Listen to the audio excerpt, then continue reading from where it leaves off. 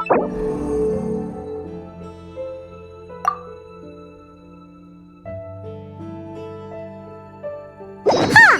been a while since we visited 𝐓𝐴𝐻. Maybe we should head over and have a look around.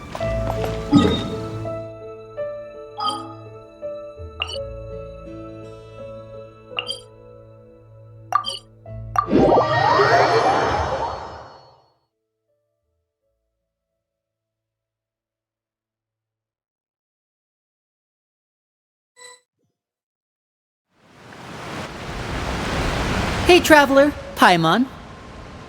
Oh, Paimon knows that voice! Over here.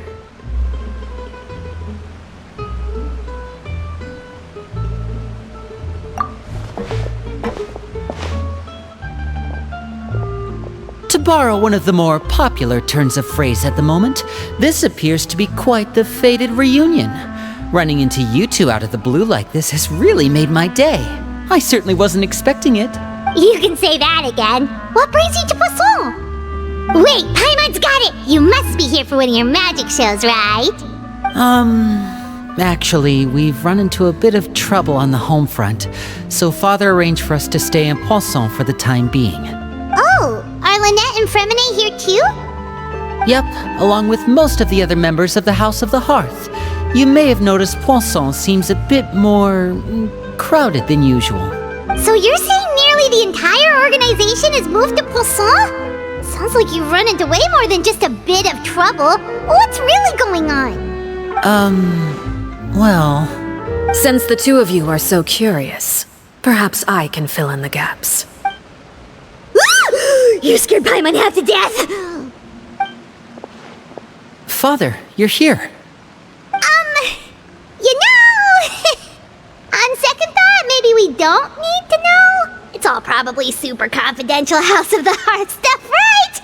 We totally weren't trying to pry or anything. No need to be nervous. I could sense your genuine concern from your conversation just now. Of course, I can also understand your confusion. Sending so many Fatui here to 𝐓𝐴𝐻, it's only natural that some might suspect an ulterior motive to be involved. I understand. I'm well aware you've had your fair share of confrontations with the Fatui in the past, and I can't exactly guarantee that we'll remain on good terms in the future. As for right now, however, I would say we have little reason to be at odds, wouldn't you agree? The House of the Hearth could stand to be more open with those who have worked so closely with us in the past. As for the issue at hand, well, it hardly relates to any ulterior motive. To be frank, it all stems from a certain rumor circulating around the House of the Hearth. It's an internal matter. What sort of rumor? A rumor that a certain phantom child is hiding away in the House of the Hearth. A phantom child? Ooh, just hearing the name is giving Paimon the creeps. A spirit that should have long ceased to exist is lurking in the shadows of the House of the Hearth. So I decided to bring the children to 𝐓𝐴𝐻 before continuing to investigate the situation. I expect I should be able to track down the spirit fairly quickly. After that, it's just a matter of resolving the situation, if you will. It shouldn't be much trouble at all. If you're curious, or if you still have some concerns, it might be advisable to stick around for a few days. I'm sure the children would be exceedingly pleased to welcome some visitors. Lenny, I'll leave you to entertain our guests. I have some matters to attend to. Of course, Father.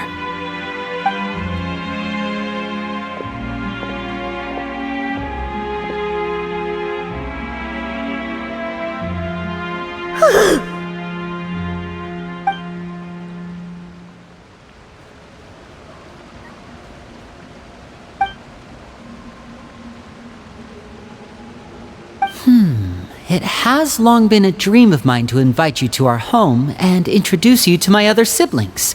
You're quite well known in the organization already. A lot of people have been talking about you, especially after everything with the prophecy. If you're willing, why don't you stay a while and have a little chat with us? Alright. We don't have anything else to do right now anyway. But let's be clear, we're just gonna be there as guests, okay? Don't get any funny. Oh, wait a second. For your guests, that probably means we'll be treated to lots of yummy food, right? Of course. During our stay in Poisson, we've been helping out the locals with some fishing. We bring in quite the bounty every day. In fact, today's the perfect chance for me to show you what I can do in the kitchen. Let's go. I'll take you to where we're staying.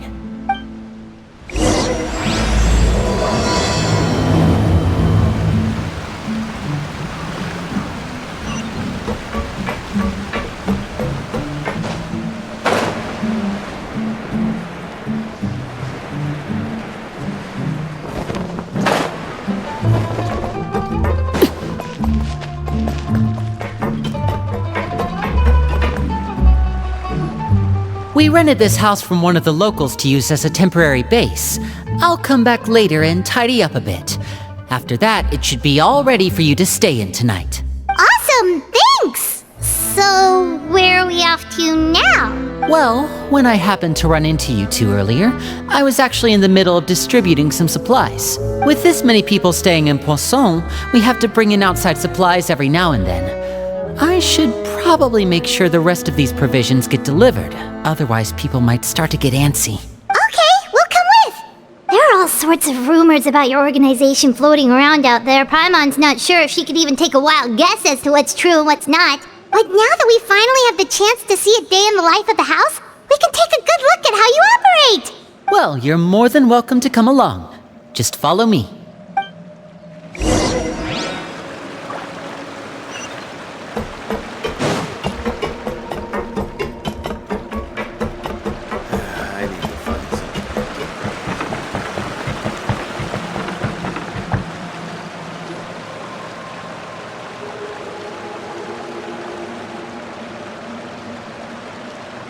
Lynnie!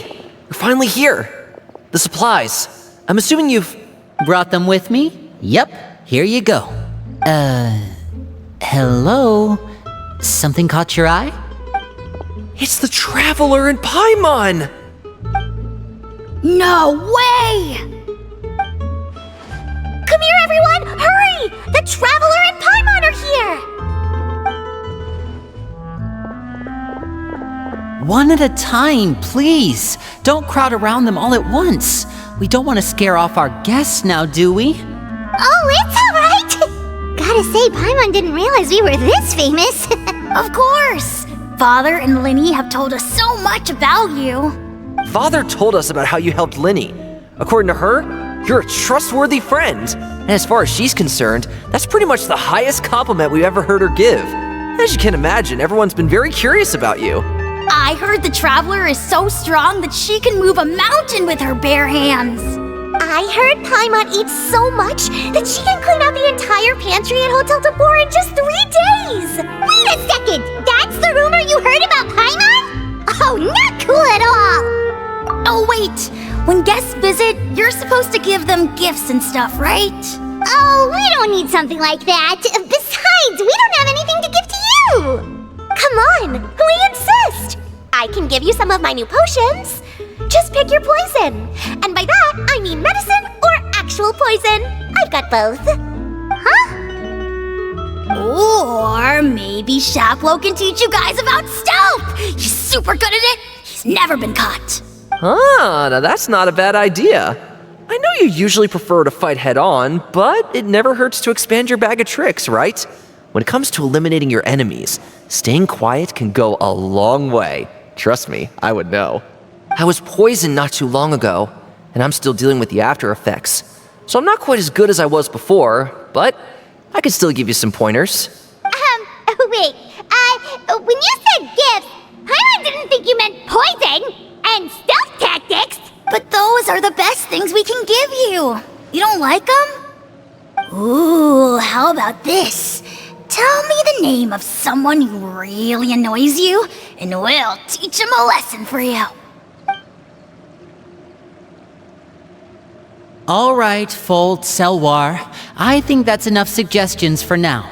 When it comes to being a good host, it's the thought that counts. You don't need a physical gift to make our guests happy. In fact, pestering them with suggestion after suggestion might make them more annoyed than anything. I would say your enthusiasm has certainly gotten across. Really? Awesome! It's been so long since we have had guests to play with. If there's anything you need, just let us know. Yeah, especially if it's poison or something. I've got all sorts of potions for that. Well, we'll talk to you all later. We've still got supplies to distribute. All right, see you later.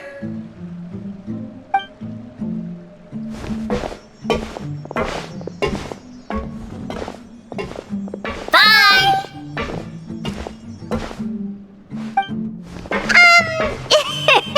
Lenny, about all that poison and stealth tactics talk just now. Scared you, did it? That kind of talk comes with being part of the House of the Hearth. When 𝐓𝐡𝐮 was really young, he strangled all of his family pets, just out of curiosity. He was labeled a dangerous problem child and was abandoned by his family. 𝐤𝐢𝐧𝐝 has an unnatural obsession with potions. Father has forbidden her from trying all the different concoctions she comes up with, but she still tries to test them in secret. You really have to keep an eye on that one. 𝐓𝐡𝐿 is around my age. While I'm mainly responsible for collecting intelligence, he handles surveillance. He's very passionate about his work and has no reservations about taking on some very difficult missions. I know you two probably aren't used to that kind of talk, but I can promise you they only had the best of intentions. Things like stealth tactics and developing different poisons, they really mean a lot to them. They were just trying to share the best of what they could offer, that's all.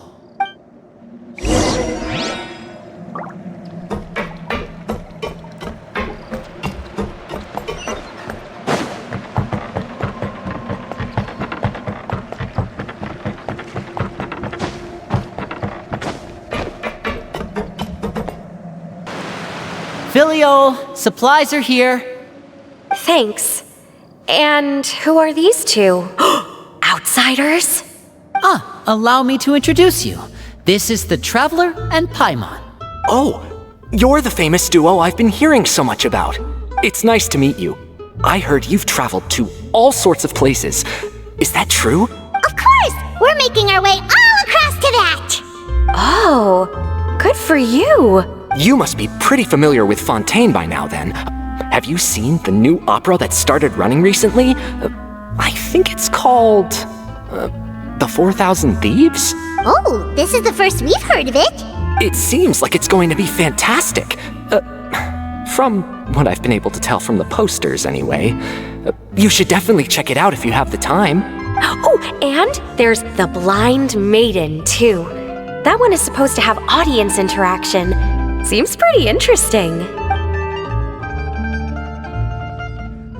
After this mission is over, I think I'll go get a manicure.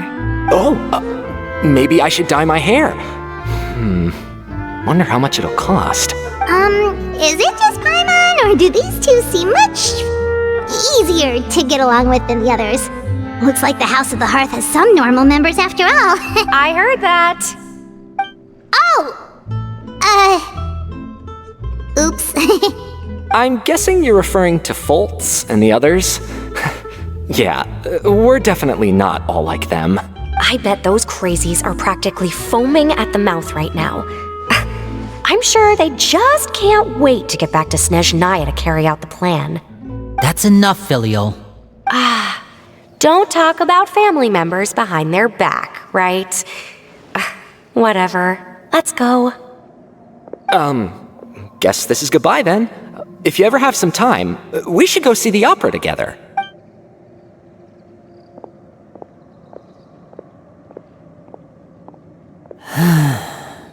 Well, that's it for the supplies.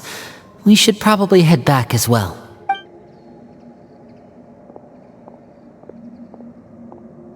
Well, they didn't seem too happy with each other. Seems like there could be something more going on here. You're right. We're only here as guests after all. Oh, Lenny's getting super far ahead. Come on, let's catch up.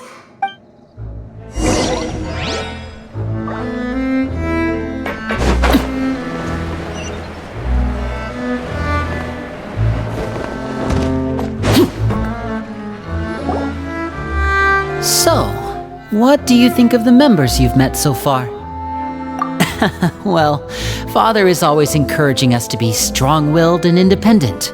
So if there's one thing we've got, it's people who aren't afraid to speak their mind. Well, I should probably get cooking. Wanna join? Of course! Then let's head out and... 𝓷𝓸𝓃? What are you doing here? Well, 𝓷𝓸𝓃!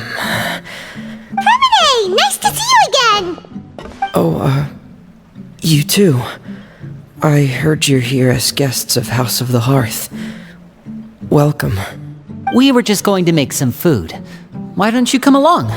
I could use some help in the kitchen, and I seem to remember you mentioning you wanted to make seafood soup for the traveler in Paimon. Seafood soup? Oh, Paimon is drooling already. Were you looking for something just now, 𝓷𝓸𝓃? Maybe I can help. It's nothing. I just wanted to see if there were any extra supplies. Yeah, we've got some left over. What do you need? Some food and water, and some clean cloth, if possible. No problem. Give me a second here. Food, water... Wait a minute. What do you need all of those for? You're not on any missions as far as I'm aware, and you were just going to come eat with us. So what's this all about? I thought I'd grab an extra portion because I get hungry at night. Could be because I'm growing, you know, and... 𝓷𝓸𝓃, you remember what I told you? You're not like me. Your lying skills still need some work. Tell me what's going on. Is it really bad enough that you have to keep it from your own brother? Maybe it'll be better if we gave them some space.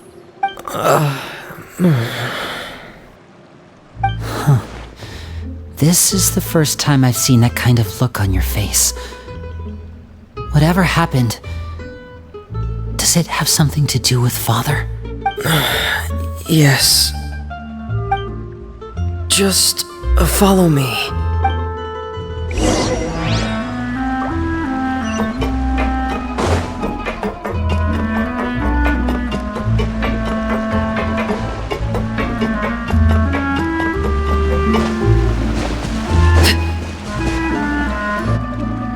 You're back! Oh, and you've brought some friends with you this time. Hello, my name's Lynnie. I grew up in the House of the Hearth. And you are? Hi, Lynnie. I'm also a child of the House of the Hearth, just like you. You can call me 𝓷𝓸𝓃. 𝓷𝓷𝓃? It's nice to meet you. Does that name ring any bells, Lynnie? No, not at all. That's not a name we have on our roster, I'm sure of it. What I'm not sure of, though, is how she managed to sneak in. She must be the phantom child Father's been searching for. From the looks of it, I'm guessing you were the one that found her, 𝓷𝓸𝓃. You, haven't told Father, have you? No, I haven't told anyone. I've just been keeping her hidden. For how long? About half a month now. So ever since we got to Poisson, then, do you have any idea what you're doing? I know what I'm doing. Really? Because from where I'm standing, it looks like you're hiding the very person Father has been trying to find. If Father finds out about this, everyone involved is going to be punished. You know the rules of the house, 𝓷𝓸𝓃. I know you do. Father doesn't tolerate any form of betrayal. So why are you doing this? I've thought it through. And I just can't hand her over like that. Lynnie, don't you remember last year? 𝓵𝓸𝓃 nearly died after getting poisoned during that one mission. He wasn't able to get back before the poison started taking effect, and not a single person was there to help him. That night, while I was sleeping, I heard a voice telling me to go save him.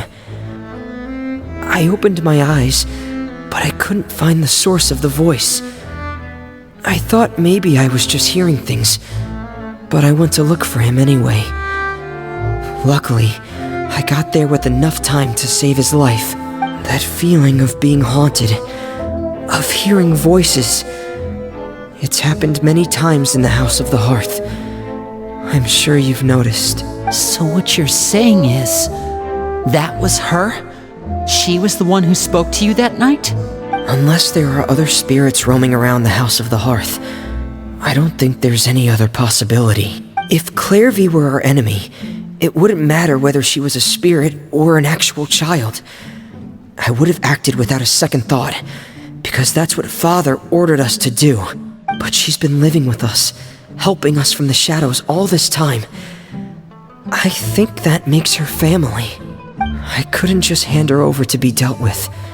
Not when there's so much we still don't know. So what's your plan then?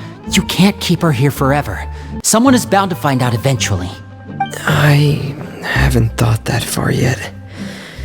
I don't want to disobey an order from Father, but I also don't want to put 𝓔𝓷𝓳𝓵 in danger. Come with me. There are a couple things I'd like to say to you in private.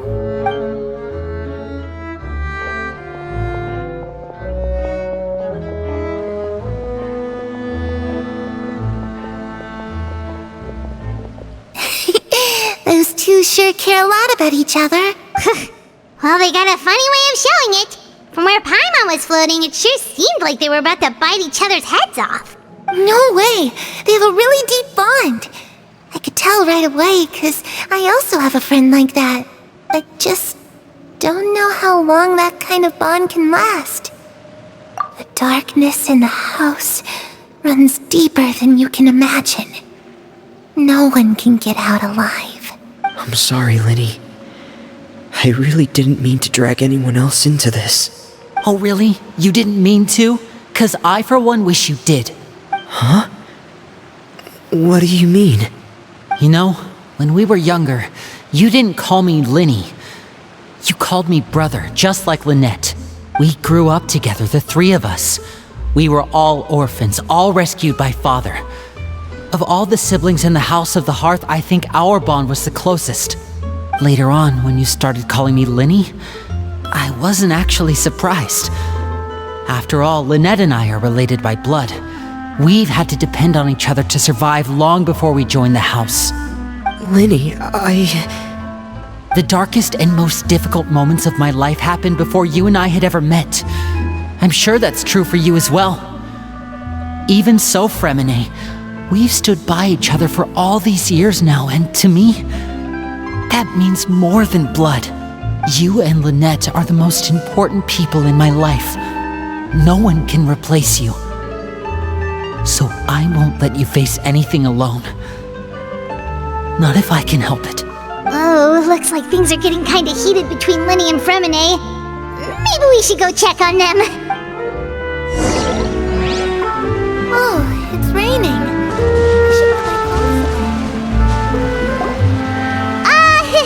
Hey, you two! Hope we aren't interrupting anything. Like a fight, or... Oh, wait a minute, 𝓔𝓷𝓳𝓵, you're not crying, are you? Is everything alright? everything's fine. Thanks for asking. Well, we're all friends here, right? We've been through so much together, so if there's anything we can do to help, just say the word. It's just a small family dispute. It's not something our guests should trouble themselves with. In fact, it might be better if your stay ended here. What are you getting at, Traveler? When guests are around, families are often on their best behavior. And any disputes are less likely to escalate. That's what you're trying to say, isn't it? I just... Thank you. I was really hoping to keep you out of it. But even if I could think of some other reason to turn you away, I'm not sure I could convince you. I know things could turn dangerous, so I promise you this. From now on, I'll protect you like my life depends on it. Me too. Well, back to the matter at hand then. If we don't plan on handing 𝓔𝓷𝓳𝓵 over to Father, then our only other option is to solve the mystery of her identity before Father is able to track her down. That means finding out where she came from and what she's doing here. Then we can send her on her merry way and pretend like none of this ever happened. I've tried that already. And? And nothing. I tried taking her somewhere really far away, but after some time, she just reappeared. She even came with us all the way to 𝐴𝐿. It seems like wherever the house is, she follows. I don't know much about spirits. Do you two have any ideas? Let's see here. Paimon remembers hearing something like, if you fulfill a spirit's last wish before they die, they'll let go of whatever's keeping them here and return to the ley lines. Oh, it's just that Paimon doesn't really remember where she heard that, so it's not guaranteed to work or anything. Well, sounds like it's worth a shot. Guess that means we should go ask her about her wish. But first, 𝓵𝐸𝐻, I need you to promise me something. What is it? I need you to promise me that this will stay between the two of us. We're the masterminds behind this whole thing. No one else gets involved. Can you do that for me? Of course. I promise. All right. Then let's seal the promise just like when we were kids. Fist bump on 3. Ready? 1, 2, 3. I swear.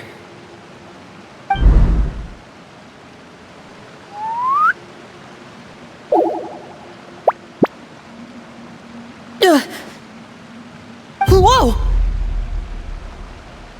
Lynette! But what a surprise!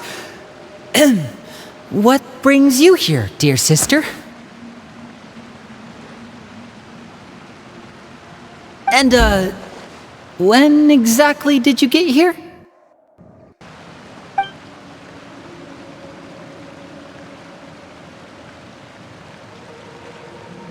You're an idiot, brother. And you too, 𝓵𝐸𝐻.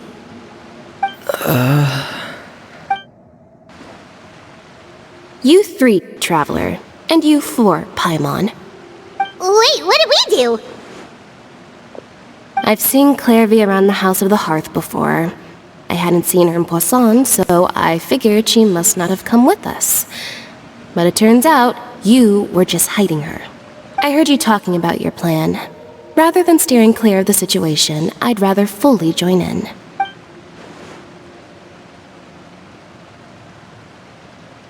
If you don't agree, I'll have no choice but to report everything back to Father. Simple as that. You're not giving us much wiggle room here, Lynette.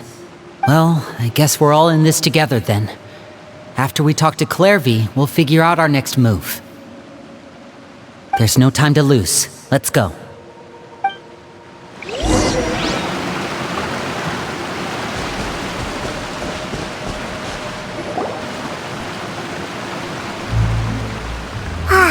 I'm full.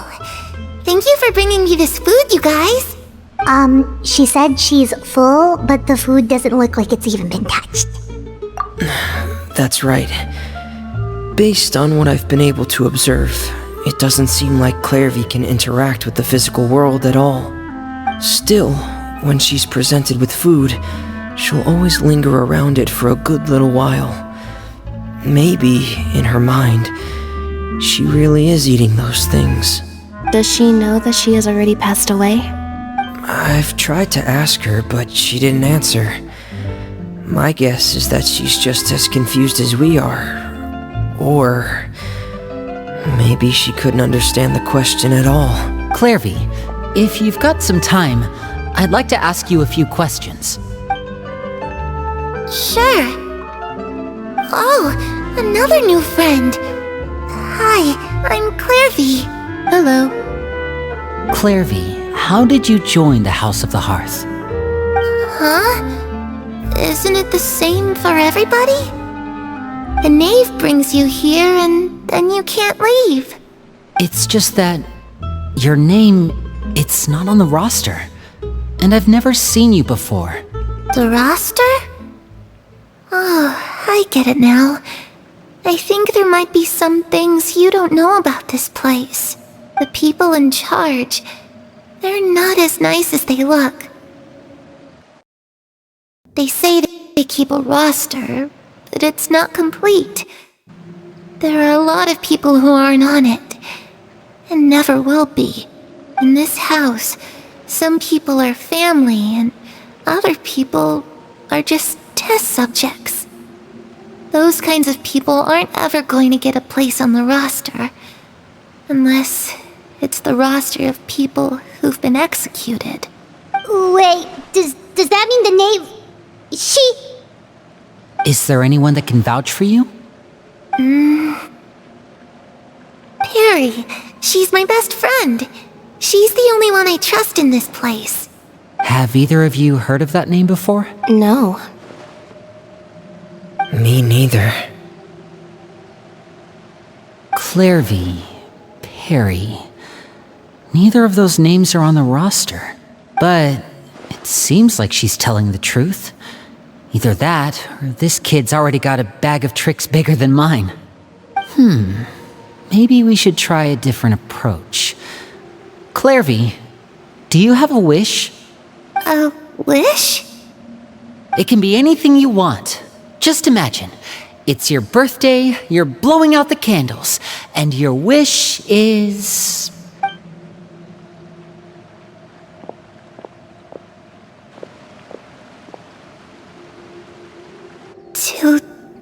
To go outside, where the sun can find me.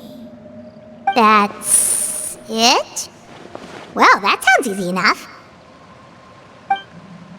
The darkness in the house runs deeper than you can imagine. No one can get out alive.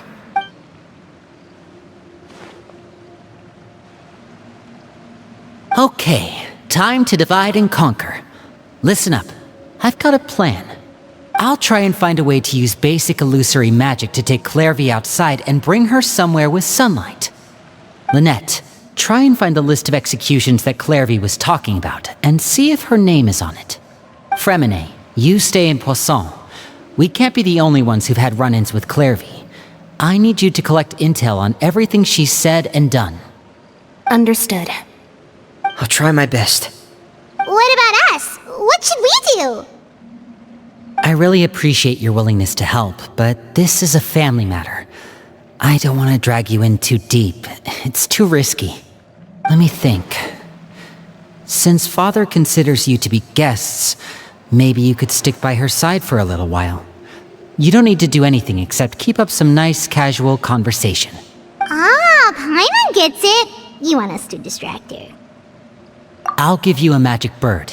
If Father suspects something, all you need to do is release it when she's not looking, and it'll alert me that something's wrong. Of course, that's only as a last resort.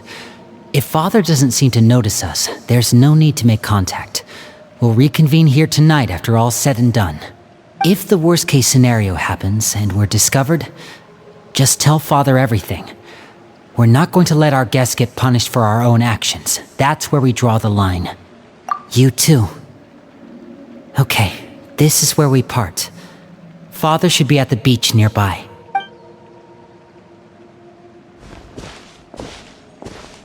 I really hope this goes well.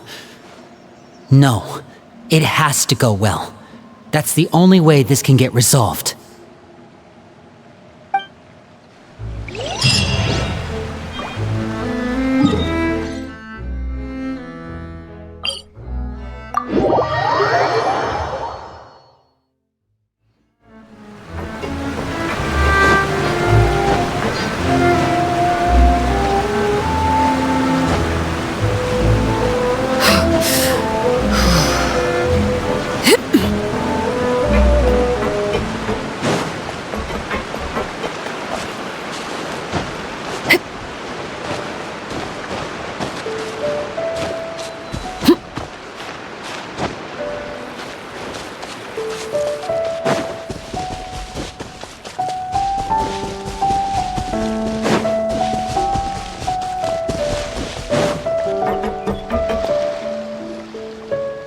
It's the knave! And... child! Hey, aren't you supposed to be in 𝐶𝐚𝐽𝐻 recuperating? What are you still all doing in Fontaine? Oh, it's you two. I didn't expect to run into you here. I was unconscious for quite a while after the fight in the Primordial Sea. After I woke up, I realized I was being taken back to 𝓔𝓷𝓳𝓸𝓂, and well, I couldn't have that now, could I? Not when I've still got unfinished business here in Fontaine. So, I mustered up all my strength and made the journey back on my own. What sort of unfinished business are we talking here? It has to do with 𝓔𝓷𝓳𝓃, my master. I really wanted to meet up with her, but by the time I got back, she had already left. I still have so many questions for her. Without any other leads, all I could do was ask the knave to help me track her down. She must have left behind some traces from her time in Fontaine. Oh, okay, so have you found any clues? Unfortunately, no. While the House of the Hearth is adept at collecting all manner of intelligence, certain existences can still manage to escape our purview. Basically, unless Master feels there's a need to meet with me, she's not going to be found. But that problem has an easy fix. I just need to become stronger, and then... Paimon thinks you should focus on getting better first. The worst of it is over. It's all thanks to that one kid from the House of the Hearth. 𝐿𝑤𝑎r, I think her name was. She gave me a bunch of random potions to drink. They didn't go down easy, let me tell you. Pain and chills all over. But they really did help speed up my recovery. And that's good, because it looks like I really do have to head back this time. The old man's been putting the pressure on me. He sent someone to tell me I'm needed for some sort of project. Project 𝓔𝓷𝓳𝓃? Yeah, that's the one. I heard 𝓔𝓷𝓃's involved too. I'm not looking forward to having to listen to all his monologuing, that's for sure. Hey, maybe you could think of a way for me to stay in Fontaine for a little longer. Helping Lyney and the others brush up on their fighting skills would be far more interesting. If you and I could spar, that would be even better. I've been waiting for a chance to see you go all out. And what a sweet little daydream that is. But I also have a role to play in all this. I'll be leaving Fontaine shortly as well. Besides, considering how little they see fit to step outside the homeland, being called on to return to 𝓔𝓷𝓳𝓸𝓂 by such illustrious dignitaries, what a great honor. Wouldn't you agree? One I could do without, I'd say. Is it just Paimon? Or does it kind of seem like they're... So, dear guests of the House of the Hearth, to what do I owe the visit? Well, we just... Right! We're super close to Lyney and the others, but we still don't know much about you! Is that so? Introductions have already been made, have they not? Oh, well, you see?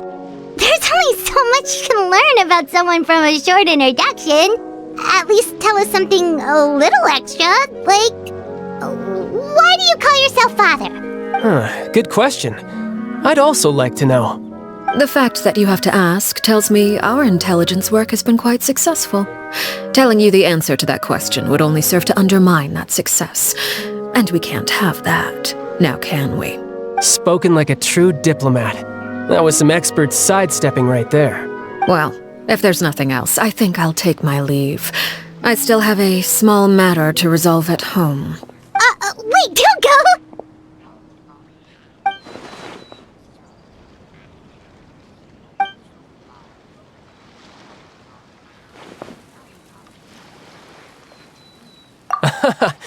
I'd also like to hear the answer to this. I've met some of the members of your organization, and they all seemed like really good kids.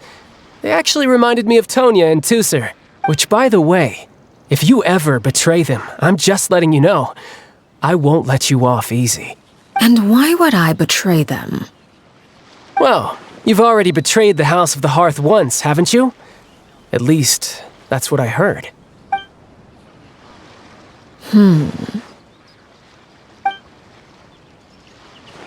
Okay, I admit. That's just what the old man told me. The rooster, I mean.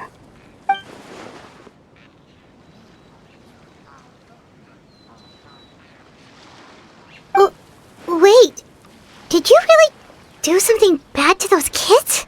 Never mind what I've done. I'm more curious as to what the mighty rooster had to say. Care to enlighten me? Ah, well, nothing much. Just some stuff about you taking out many other members of the House of the Hearth, and even going so far to attack your own family. I see. Huh. Based on your reaction, I'm guessing it's all a bunch of lies. Hardly. I don't appreciate his particular turns of phrase, but I suppose he didn't say anything untrue. Although, it would be more accurate to say that there is a certain level of prejudice involved. But I don't intend to clear that up just yet. Prejudice has a funny way of concealing the real truth behind certain things, an attribute that I find to be quite advantageous. Call yourself a Fontainian, for example, and people will assume all sorts of things, when the real truth is that this is simply the land where I was raised. Huh? You're not actually from Fontaine? But then why did you try to help out with the prophecy and everything? I was trying to protect the children born in Fontaine. Claiming that I myself was a Fontainian simply made it easier to operate. People would hardly suspect a fellow Fontainian of having any ulterior motives. Who wouldn't want to save their homeland after all? The primordial sea wouldn't have any effect on me, but it would have caused great harm to the House of the Hearth. Well, you wanted extra information, didn't you? There you go. I hope that satisfied your curiosity.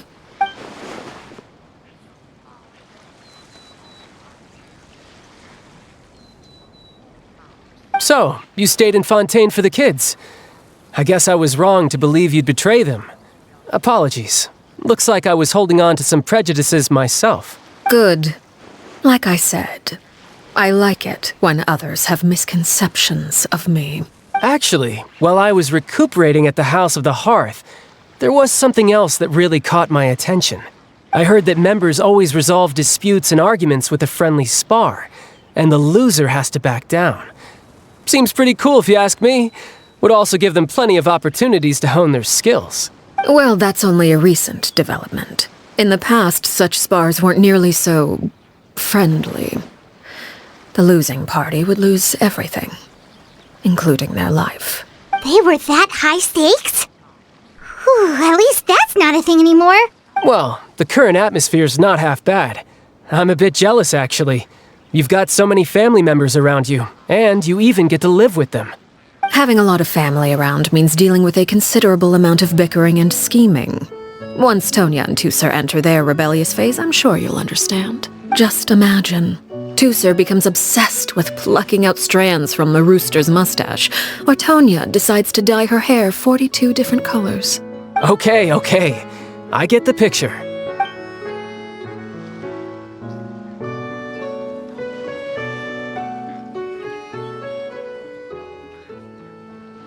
Well, would you look at the time? I should probably get going. Traveler, Paimon, I'm not sure where our paths will cross next, but the next time we run into each other, we should definitely try and find some time to spar. Again, maybe this is a conversation we can have when you look less like you're gonna keel over. All right. Well, thanks for everything, Arlecchino. No thanks necessary. You also played a part in obtaining the Gnosis. I would say we can call ourselves even. I like the sound of that. Well, I'm off. See you all some other time. We should probably get going too. Do you want to head back with us? Oh? You want me to leave so soon? Oh, well, you see, I'm rather enjoying the evening breeze. If you don't mind, I think I'll stick around for a bit. I have some things to think about. Apologies for not attending to you like a proper host. Please forgive this slight. I do hope you'll have a pleasant stay. We managed to keep her distracted until nightfall. Good thing Child was there to keep the conversation going. You don't think she suspected anything, do you? Oh, I wonder if Liddy ran into any issues. Let's hurry back and see how everything went.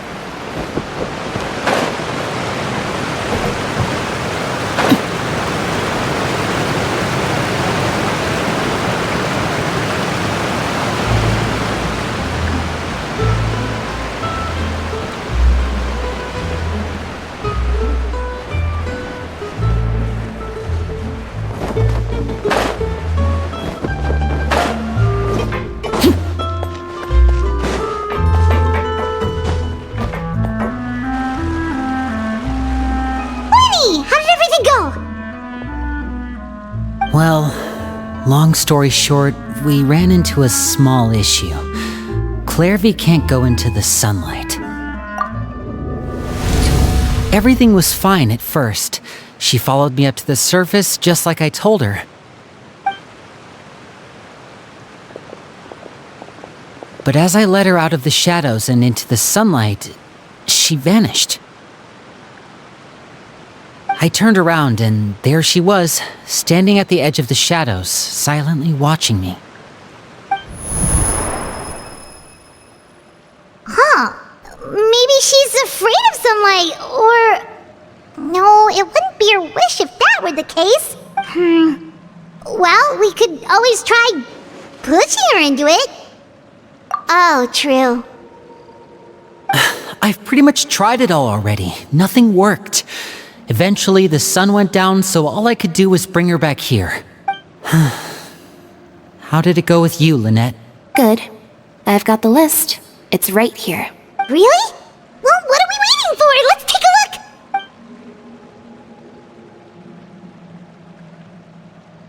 Oh, that's a lot of pages. Oh, it's gonna take forever to get through it all. We can each take a section. Here. 𝓷𝓫𝓬𝓮𝓵𝓂, 𝐵𝓸𝓿𝓮𝓵𝓿.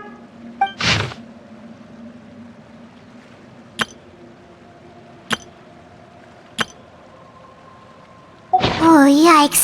That 𝓷𝓿𝓮 guy has a huge scar on his face. He's kinda giving Paimon the creeps. Ah, I've met him before. The scar is from an injury he received during a mission. I still remember him joking with me about it. He said any future lover would take one look at him and then lose all interest. Did he say anything else? Well, I asked if there was someone he was interested in. He said no, and that's where our conversation ended. It was only later that I learned he really did have someone he liked. He risked everything to escape so he could be with her, but it didn't work.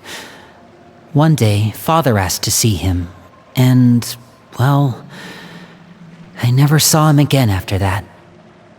Wait, so that means the 𝐤𝐤𝐳, she... It may seem cruel, but it's just one of the rules of the house. Betrayal is not to be taken lightly. We know too many secrets to come and go as we please. So, if you do try to leave, you pay with your life. Her name's not here, huh? Well, that's not too surprising. It doesn't seem like this list is complete. It only contains records dating back around 5 years. Let's shift our attention then. 𝓷𝓸𝓬𝓮, were you able to find anything out? 𝓷𝓸𝓬𝓮. Sorry. I was thinking about something. I managed to talk to quite a few people, but I couldn't help but notice that the atmosphere in the house was a little... strange. Strange? Yeah, I mean, I know there have been arguments in the past, times when people haven't gotten along.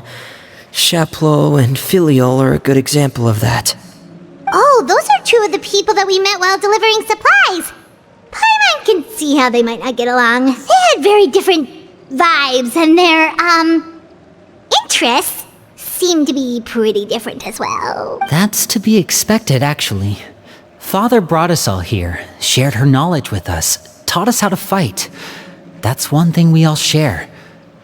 But that's also where the similarities end. Not all of us feel the same desire to stay here. As members of the House of the Hearth, we're also considered part of the 𝐓𝐻𝐻𝐿. And to a lot of people, that's an identity they never asked for. Certain members get older and realize they want something else for themselves. But considering the rules of the house, most people would never say that out loud. People like 𝓔𝓷𝓳𝓬𝓐 and 𝓔𝓐𝓐 are loyal to Father and her vision. They're proud to be part of the 𝓔𝓷𝓳𝓬𝓐. 𝓵𝓸𝓿 and 𝑛𝐴ntoy, on the other hand, well, they aren't quite as enthusiastic. These kinds of conflicts have always been there. It's not like Father is in the dark about any of this. Well, That's true. But it just feels like things have gotten worse lately. Filial and the others, it seemed like they were meeting in secret to talk about something. I can't say for sure, but I think they've met 𝓔𝓷𝓳𝓂. You think she's been inciting them to act out? No, not exactly. But I wouldn't be surprised if she said something to them about the darkness in the house and how deep it runs. She's told me about it before. Experiments being run on children. People being used as pawns on the battlefield without so much as the strength to survive. And they just believed all that? Without any evidence? 𝓔𝓷𝓳𝓂's words probably gave them the excuse they were looking for. Whether they actually believe them to be true is secondary. This is all because of Project 𝓔𝓷𝓳𝓂, isn't it? Whoa. Hold on a second. What's this Project 𝓔𝓷𝓳𝓂 all about, huh? This is the second time it's come up now. Sorry, but I'm not sure of the details either.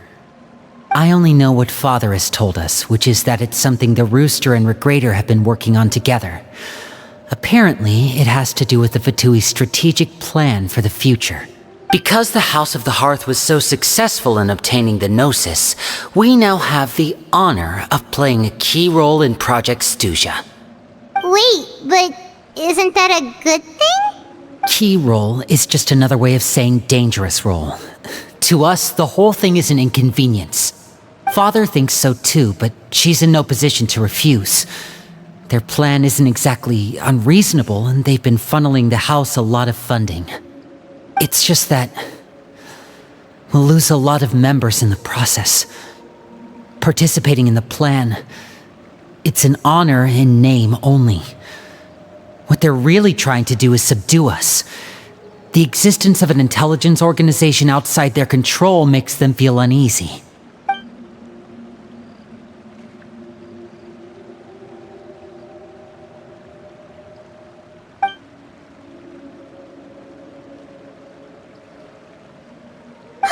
Super complicated top secret 𝓵𝐻𝐼 business aside, what does all of this have to do with the conflicts you were talking about earlier? Paimon doesn't get the connection.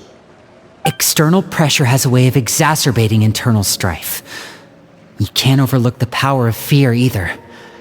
People are afraid of dying, and that fear is often the impetus for a lot of stupid decisions. I thought resolving the 𝓔𝓷𝓳𝓂 situation would make everything go back to normal. But it looks like things are more complicated than I thought. If we leave Filial and the others to their own devices, sooner or later, Father will be forced to take action. We can only focus on one situation at a time, brother. You're right. Even if we confront Filial and the others, it won't do any good. It might even make matters worse. We should focus on 𝓔𝓷𝓳𝓂 for now. Well, it's getting late. We should head back and get some rest. We'll try again first thing tomorrow. Lynette, you stick with me this time. Freminet, keep a close eye on Filial and the others. Make sure they don't do anything they'll regret. Good work today, everyone. Have a good night, and I'll see you tomorrow.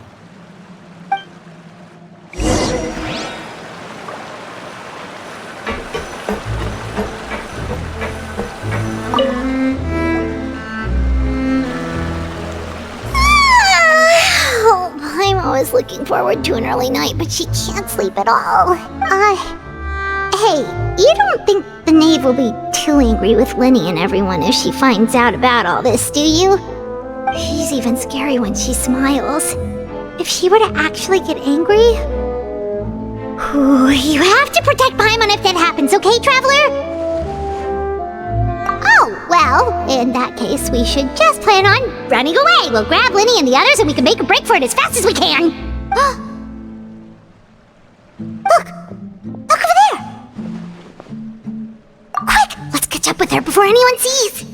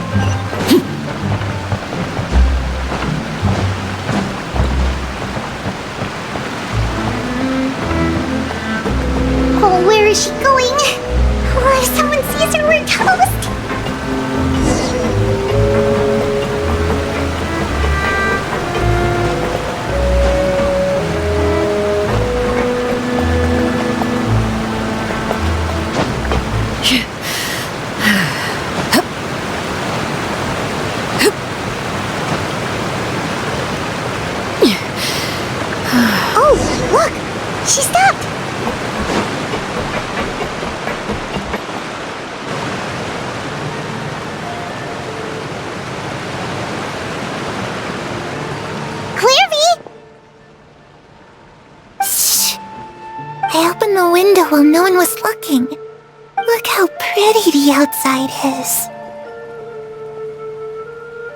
If only I could have more than this.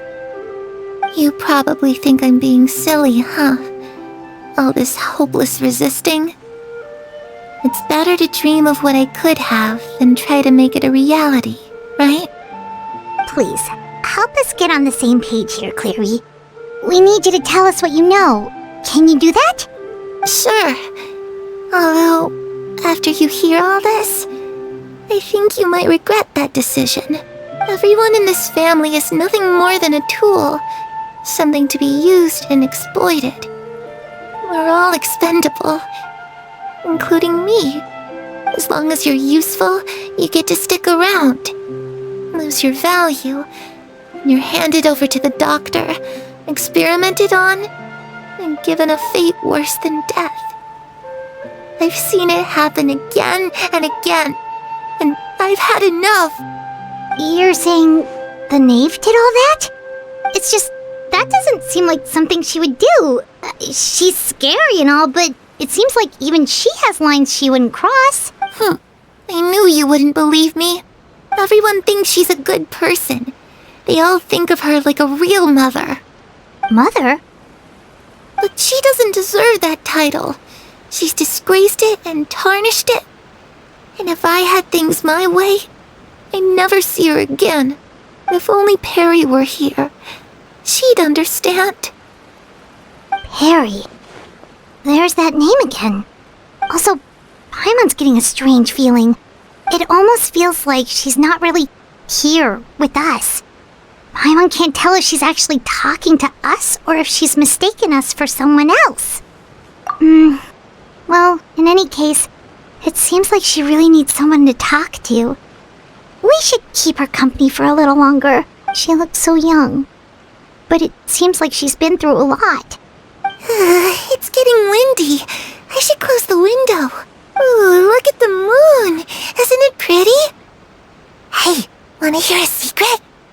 I heard that if you look up at the night sky in 𝓔𝓷𝓳𝓂, you can see the aurora. It's supposed to be super pretty. Even prettier than the moon tonight. Perry and I promised each other that once we're older, we're gonna go see it together. But I can't find her. I'm worried she's also been... No, that wouldn't happen to her. She's special. Mother likes her a lot. I should really go talk to Mother, but we just fought. She doesn't want to see me, and I'm too scared to face her. What should I do?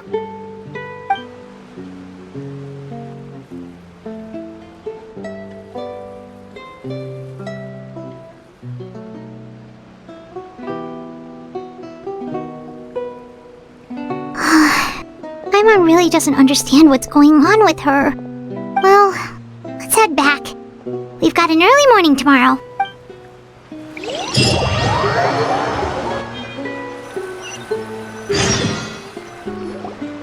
All right, looks like we're all here. Let's go ahead with the plan. Oh? What is it? What makes you ask that? Well, we kinda ran into 𝓓𝓷𝓳𝓬𝓵 last night, and that's what she told us. We met the doctor back in Sumeru. He's super dangerous, and he's done all sorts of bad things. It's possible that Father and the doctor have had certain dealings, but I don't think Father would work with him. We're not really on the same side, so there's not a lot of trust between them. That doesn't exactly set the stage for a successful partnership. I did hear, though, that when Father first became a harbinger, the doctor offered to work with the House of the Hearth. Father rejected most of his proposals, except for one. It had to do with some sort of secret experiment. Secret experiment? Could that be what 𝓓𝓷𝓳𝓬𝓵 was talking about? I don't think so. I don't know any details about the experiment itself, but I do know it's an entirely independent operation. The doctor only proposed a direction for the research. That was the extent of his involvement. I still don't think that counts as working together. The details of the experiment are confidential, but complete records are kept on all participants. That doesn't seem to be the case with the situation 𝓓𝓷𝓳𝓬𝓵 referred to. I know you don't agree with some of the 𝐓𝐡𝐻𝐼's methods, and I'm not asking you to. But I am asking you to trust us on this. The House of the Hearth has its own principles. There are certain lines we're not willing to cross. Alright, that's good to hear at least.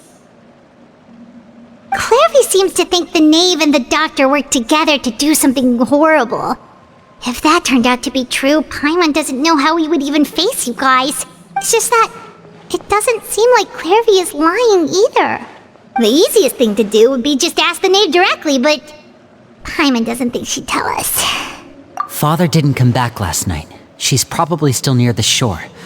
We'll be counting on you to distract her. Lynette, you're with me. 𝓓𝐴, you know what to do. Be on your guard, everyone. All right, let's get to it.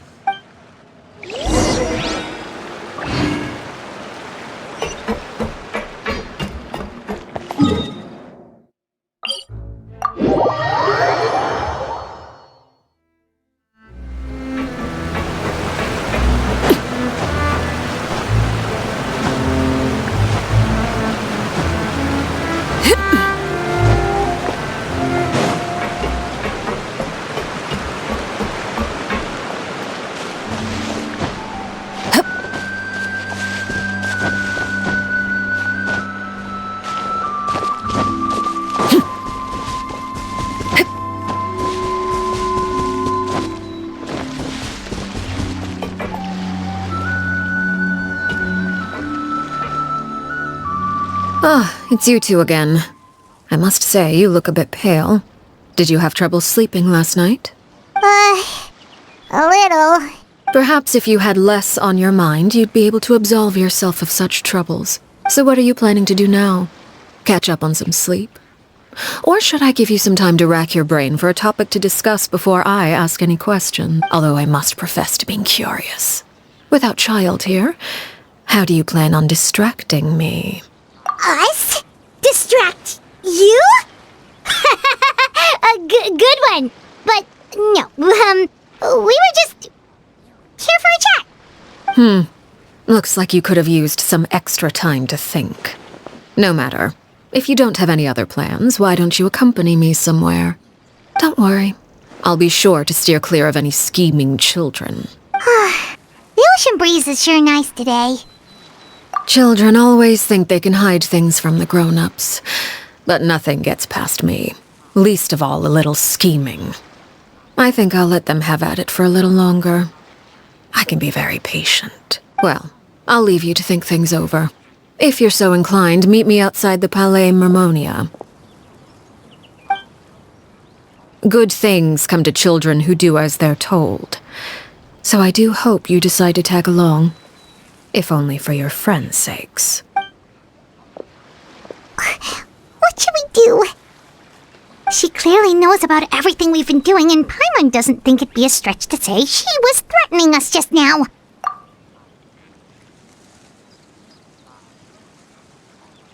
Oh, good idea. Hopefully he sees it in time. Well, we should probably head to the Palais Mermonia. Paimon doesn't want to find out what happens if we don't show up. Based on what the knave was saying just now, it sure didn't seem like it'd be anything good. Okay, then we probably shouldn't keep her waiting. It seems like Lynnie and the others are on thin ice, so let's do our best to not get them in any more trouble.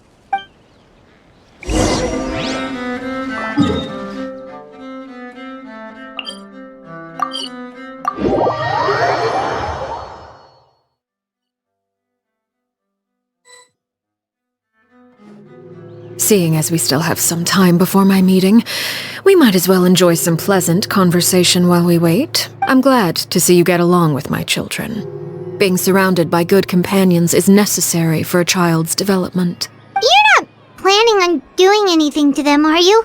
I assume you're referring to Lynnie, Lynette, and 𝓓𝐴. Although, there's that situation with Filial and Nentoy as well. It appears quite a few people have been acting out lately. No matter. I'm not one to discriminate. All those who betray the house meet the same fate. There are no exceptions. Does that mean you're going to kill them? Oh, are you here to beg for their lives? I'm sorry to disappoint, but the rules of the house change for no one. In my organization, everyone is responsible for their own actions. But don't you care about them at all? They really respect you. They even call you father. You must feel something for them. Any organization in which feelings come before principles is one destined for ruin. The House of the Hearth is hardly an exception. You could say our principles are more stringent than most. Perhaps I can offer you this consolation at least. As our guests, you two will not be held accountable along with them. I would imagine Lyney, Lynette, and Fremine will be able to keep their lives. As for Filion and Toy and the others, I'm afraid there's little I can do. They can try to escape, but once you know our secrets, there's no getting out alive.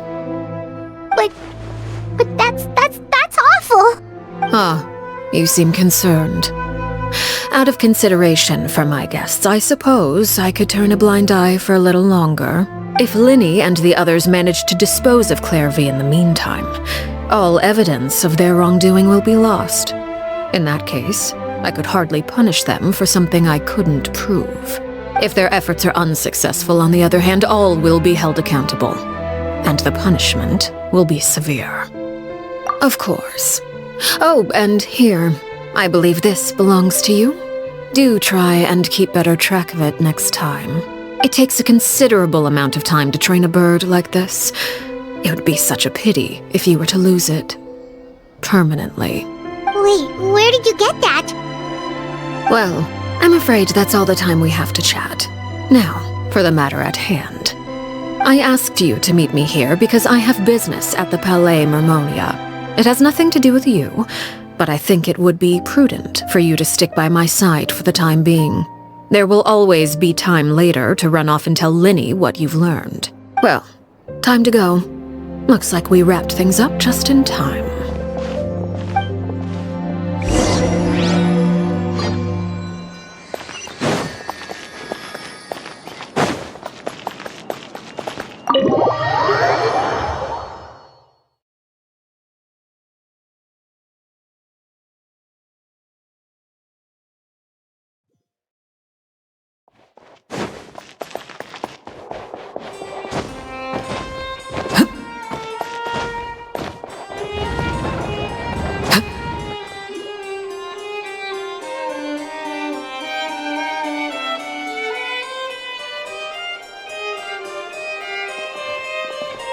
It's been a while, Monsieur Neuvillette.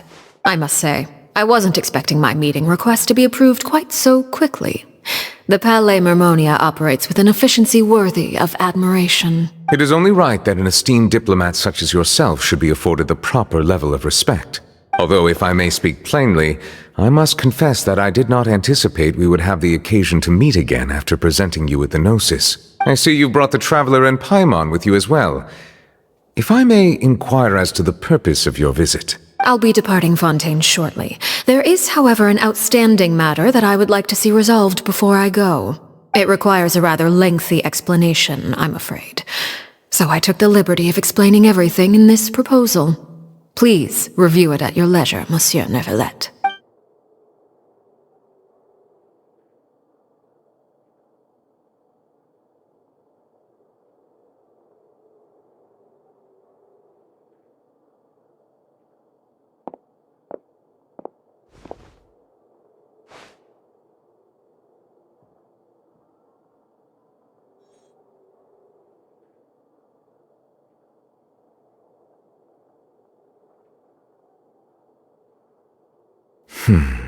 I understand your request. However, at the risk of causing offense, I must admit that I fail to see why you would wish for such a thing. I heard you have a certain fondness for water tasting, Monsieur Neuvillette, so allow me to use water as an analogy. A family is like a large body of water with countless rivers flowing in and out. As someone who watches over this system, I would hope that each river that flows from the source will eventually reach the ocean. Of course, objectively speaking, I know this is impossible. Most of the rivers will dry up along the way, disappearing into the ground and leaving nothing but a barren riverbed behind. Not all rivers are destined to reach the ocean, but I would not see their existence rendered meaningless. I believe the water that flows within them is simply meant for a different destination, like a field in need of irrigation. Or perhaps the glass of a certain water-tasting enthusiast. Did you get any of that, Traveler? Your words paint an optimistic picture indeed. Allow me to remind you, however, few among us are willing to sip from a glass filled with tainted water. It may have been tainted at one point in time, but not to worry. I'll make sure it's strained of all impurities and returned to its cleanest form. I seem to recall there being a transactional aspect to your proposal. Perhaps you could expound on that? If you accept my proposal, Monsieur Neuvillette, I will gradually withdraw my forces from Fontaine. And, unless absolutely necessary, I will no longer carry out any special missions within Fontaine. I presume I can take your words to mean that, in the future, cases similar to the Tartuffe assassination will cease to cross my desk? Tartuffe? Ah, that thief who embezzled funds from all those charities, you mean? My deepest condolences to his family, but without any evidence, I cannot imagine how the House of the Hearth might have been involved in his passing. Of course, if you accept my proposal, Monsieur Neuvillette, I'm sure certain measures could be taken to reduce the frequency of such troubles. You choose your words carefully indeed. In that case, I am inclined to accept your proposal. My thanks for your generosity, Monsieur Neuvillette. Well, with that settled, we should be going now.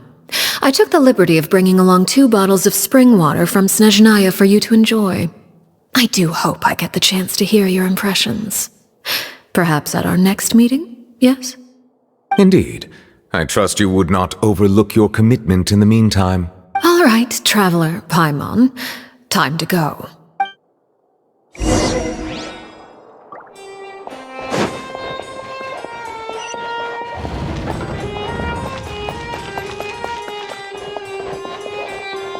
These newcomers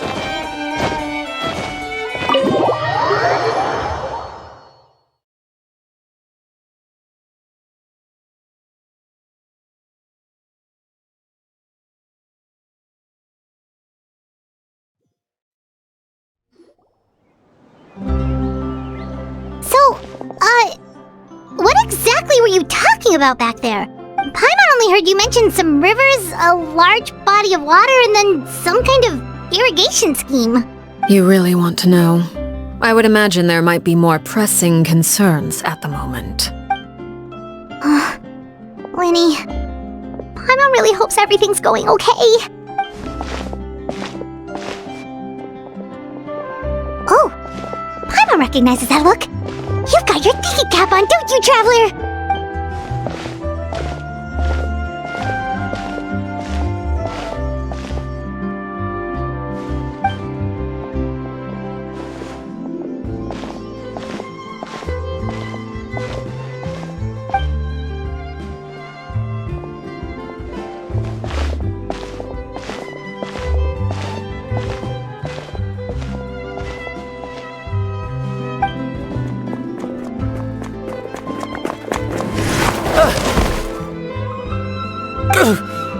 Oh, shoot. Are you alright? Oh, jeez, I'm so sorry. I was so focused on selling these papers, I wasn't looking where I was going. Well, let me make it up to you at least. Here, take this paper. On the house.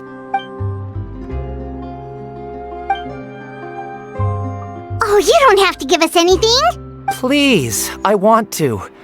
It's not like I'm short on supply. All the extras will be useless come tomorrow anyway. It's my fault, really. I was just trying to bring home some extra mora for the family, but I bit off more than I can chew. I haven't had many takers today, so I'm still swimming in papers. What's going on here? Nothing much. I just ran into your friend here on accident. I should probably get going, actually, so... Hold on. Of course, I'm happy to compensate you with mora, it's just... I don't have any on me at the moment. I'll take 3 papers. Here, your payment. Oh! Thank you for your patronage. May the Archons bless you with good fortune. If only I had the chance to run into such generous customers every day. I should probably just take on a smaller inventory though, right? I'm getting married soon, so sometimes it's hard to not get ahead of myself. Anyway, I should head out. Goodbye! Well, now that my affairs are settled, we should take the boat back to Poisson. We've even acquired some light reading to enjoy along the way. Actually, why don't we stick around for a little longer? Paimon just realized how hungry she is. She can't head back to Poisson on an empty stomach. It appears you two are under the impression that delaying our return will somehow alter the situation in your favor. I'm sorry to ruin your fantasy, but your efforts are meaningless. That being said, I could be persuaded to give Lynnie some extra time. I just have one condition. If you agree to my request, I'll even answer some of your questions. You're quite curious about 𝓔𝓷𝓳𝓂, are you not? And my relationship to her. Wait, why are you being so generous all of a sudden? You're not gonna ask us to do something bad, are you? You overestimate yourself. You don't have the talent for bad things. Then what can you possibly... The most important consideration in a negotiation is that both sides receive something they want. Demands and threats only get you so far. Wonderful. Here it is. When the time comes, make the choice that you deem most appropriate in the situation, and lend your help to the House of the Hearth.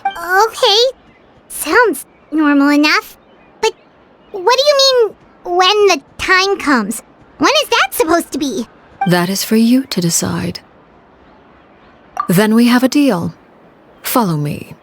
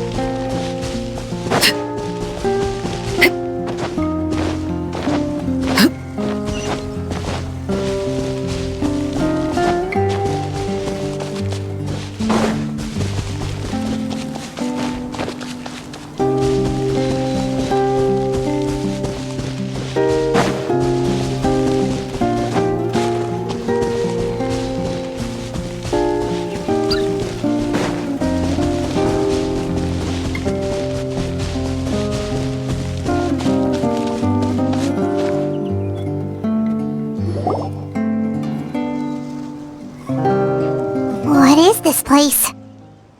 Somewhere long forgotten by everyone. It used to be a grand building. Now it's nothing more than a pile of rubble. No one comes here anymore, nor does anyone care about what once happened here. Although, this place does have something to do with the story I'm about to tell you. It was before I became a harbinger, and before Lynnie and the others joined the House of the Hearth.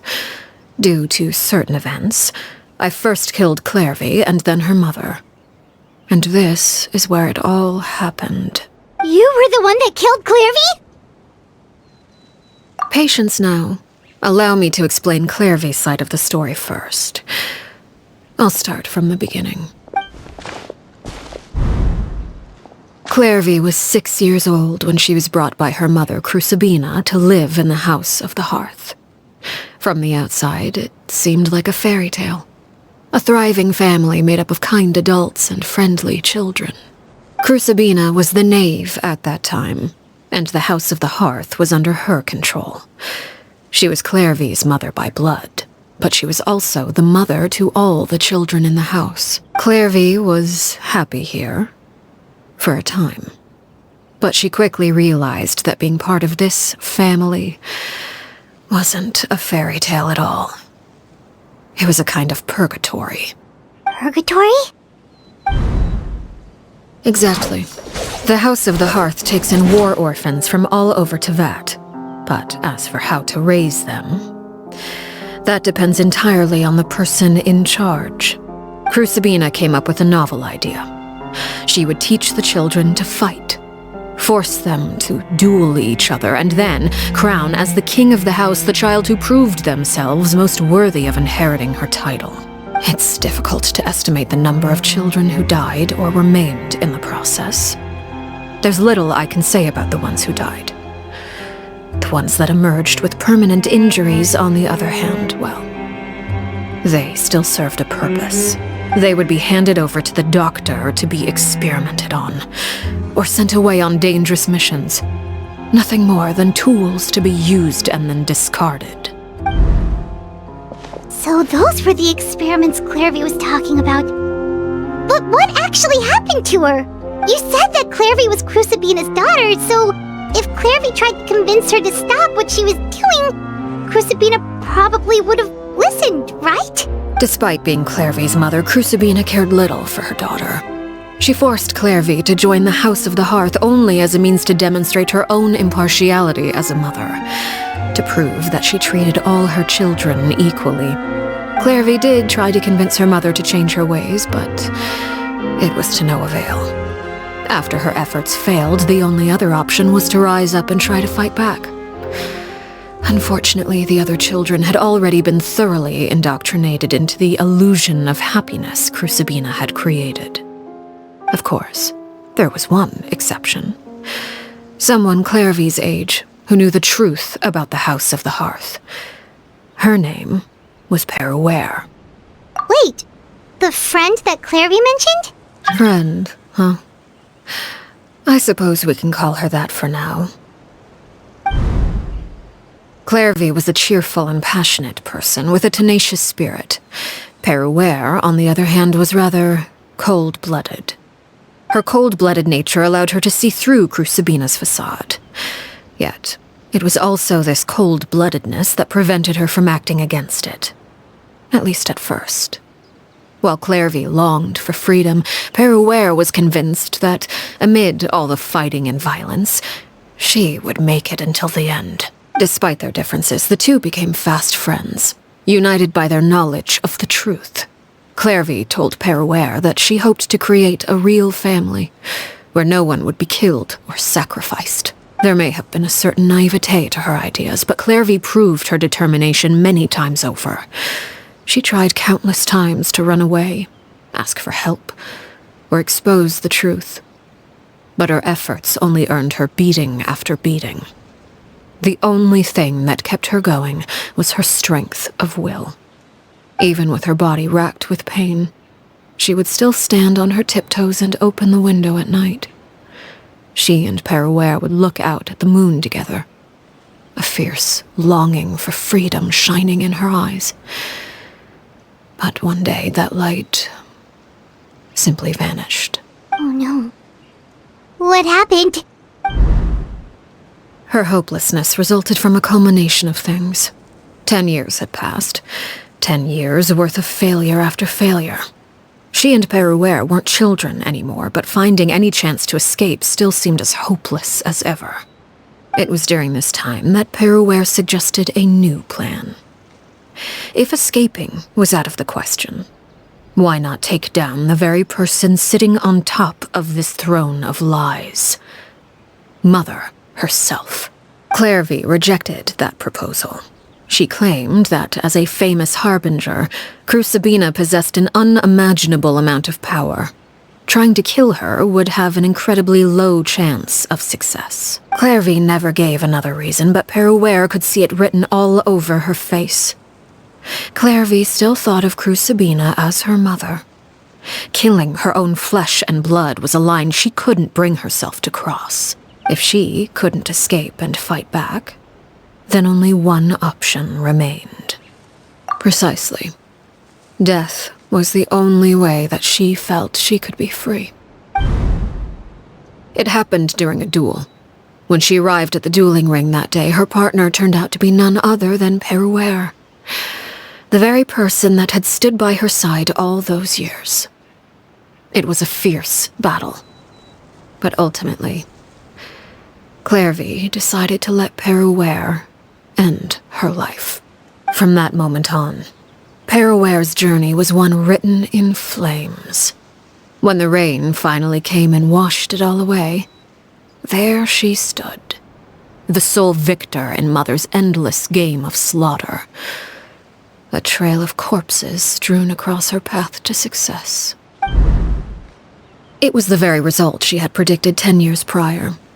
Even then, she believed she would make it until the end. She wasn't surprised by the fact that she emerged as Mother's undisputed heir. Rather, her success left her with an inexplicable sense of restlessness. She was unsettled. And there was only one thing that could quell that sensation. Perhaps you two would like to take a guess as to what it was? 𝓂𝓐𝐵𝐻, you mean? But... Correct. This is the place where 𝓵𝓸𝓾𝓻 killed her best friend. A mere year later, this is also the place where she fought tooth and nail to kill the mother they shared. The moment she acted, any conception of what was right or wrong ceased to matter. It's one of the principles of the house. Only those who survive get to write the rules. 𝓵𝓸𝓾𝓻 won the battle, and became a harbinger herself. After which Her Majesty, the 𝓔𝓷𝓳𝓸𝓂, bestowed upon her a new name. Arlecchino. So the 𝓵𝓸𝓾𝓻 was talking about... It was you all along. You're 𝓵𝓸𝓾𝓻. Arlecchino is just a name you got later. I left that name behind long ago. I must say, hearing it now does bring back memories. After I defeated 𝓂𝓐𝓵𝓻, the moniker of Mother died with her. I chose to forego the title she called herself, and even chose to give up my own name.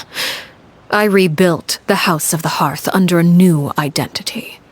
Not only as Arlecchino, but as father. And that is where the story ends. Any more questions?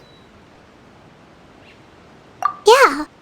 Based on what you just told us, 𝓵𝓸𝓾 wasn't a little kid when she was killed. So the 𝓵𝓸𝓾 we met... Was she really a spirit at all? I suppose you could call her an illusion born of flame. Her existence is like ashes to a fire. Something left over in the wake of blaze and ruin. You see, a certain power runs through my veins. It's not unlike a curse. My flames leave behind shadows of anything they consume, of course. The chances of those shadows morphing into a sentient entity are exceedingly slim. 𝓵𝓸𝓾𝓻 is a very special case. 𝓵𝓸𝓾 died when she was 16 years old, but what emerged from the flames was her 6-year-old self. Her appearance wasn't the only thing affected. Most of her memories were lost to the blaze as well. Memory is a mysterious thing indeed. Losing a portion of your memories will alter your sense of self. Lose 10 years' worth, however, and it would be like living in the past. Like returning to a version of yourself that never grew up. No wonder Paimon got such a weird feeling when we were talking to her. Perhaps I should put it this way. 𝓵𝓸𝓾 is someone trapped in time. It may seem like she exists with us in the present, but she truly lives in the confines of her own past. So if all of that is true, then you must have known about 𝓵𝓸𝓾 for a long time. Indeed. She's a rather volatile and unstable entity. Sometimes she would look after the children. She's even saved some of their lives. But other times, she would hide from me and become obsessed with revealing the truth about the house to anyone who will listen. Shadows don't have the capacity to learn or grow. Any new information they encounter is quickly forgotten over time. Your attempts to expose 𝓔𝓷𝓳𝓸🂂 to sunlight. They failed, yes? The reason is actually quite simple. In 𝓔𝓷𝓳's mind, the house is impossible to escape. And it is this very perception that traps her there. But no matter. All I have to do is kill her again, and all will be resolved. I don't anticipate so much as a single speck of ash will be left behind this time. Wait! Paimon can understand why you might want her gone, but isn't there another way? So what if she's trapped in her 6-year-old self? She's still your friend! At least talk to her first! It's too late for that. She broke the rules, and now she must be punished. That goes for Filial and Nantoy as well. She's had quite the effect on them. I hope you understand the difference between 𝓔𝓷𝓂 and myself lies in our formulation of the rules, not our policy for enforcing them. Upholding the rules without question is a trait we both share, because that is how a household should be run. Is this really what you want to do? Whatever could you mean? Don't you want to say a proper goodbye at least? Whether as a killer or as a father, there are two things that must be avoided at all costs: anger and sorrow. Anger makes you impulsive. Sorrow causes you to waver. Well, it appears it's about time to proceed.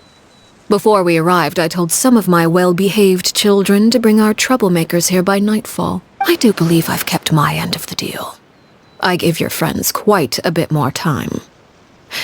As for what happens now, we'll just have to wait and see.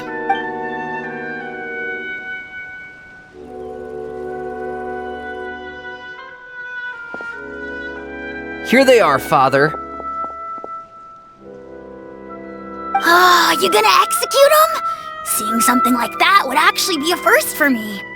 Lenny! I'm sorry. I heard about how you helped buy us more time, but I still failed. I couldn't find a way to fulfill her wish. Huh? Are you... Perry? Indeed, it's been a while, 𝓔𝓷𝓳. Perry! Shh, stay right there. I'm sorry to postpone our reunion, but first I believe certain scores need settling.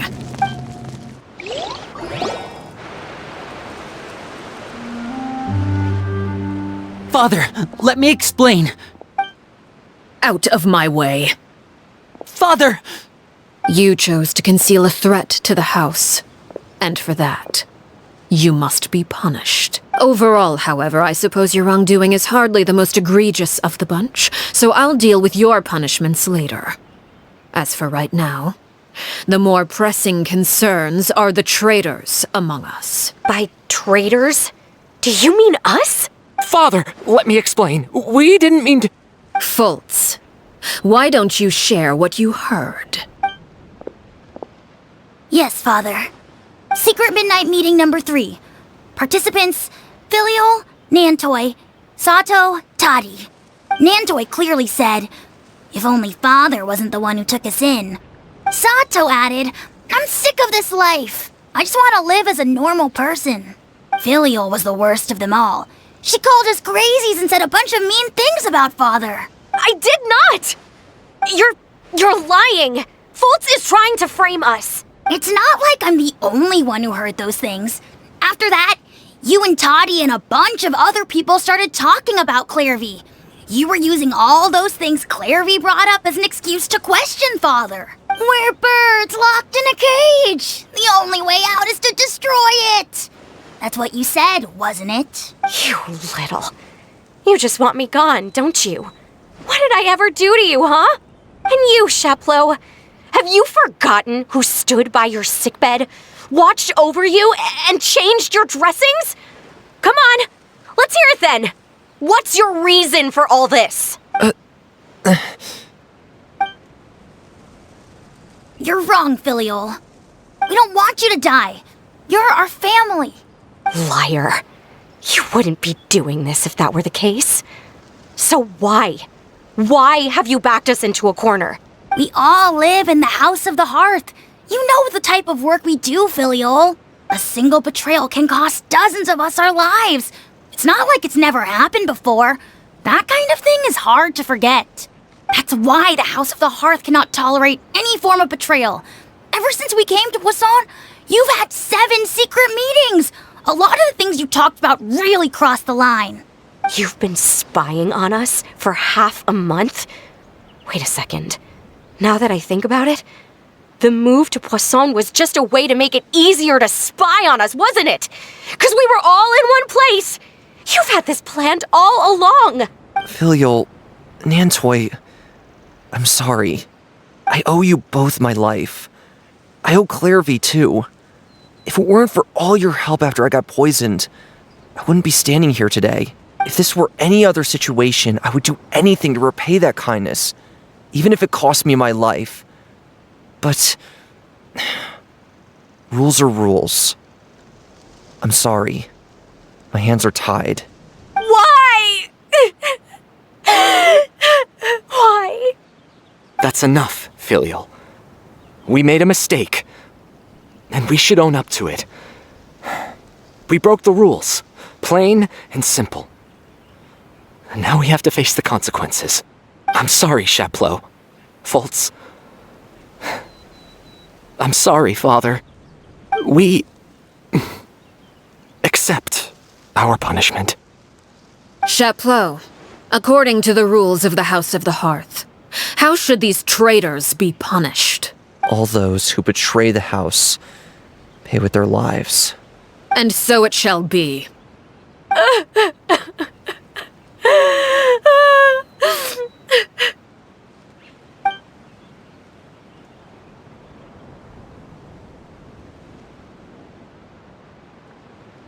Father, please wait! Something you want to say, Lyney? Please reconsider, Father. What Filial and the others did, does it really count as betrayal? We all come from broken families. From the very first day we joined the House of the Hearth, we wanted nothing more than to make it a real home. But the truth is, none of us know what a real home should look like. I'm not saying I have all the answers. All I know is this. Killing Filial and the others may uphold the rules, but doing so will only bring us further away from being a real family than we've ever been. So please, Father, please reconsider. I agree with Lyney. Father, please. Lyney, you... I also agree with Lyney. An order once given cannot be rescinded. However, given the extent of your determination, I suppose we shall have to go about this a different way. Draw your weapons and face me. Our weapons? Father, are you referring to a duel? Precisely. The rules of the house will not be altered. Traitors must be punished. However, resolving disputes with a duel is also one of our rules, one that also applies to me. Demonstrate a sufficient showing of strength, and I shall offer a concession.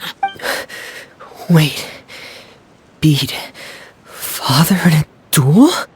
Impossible. Father is way too strong, even for Lyney.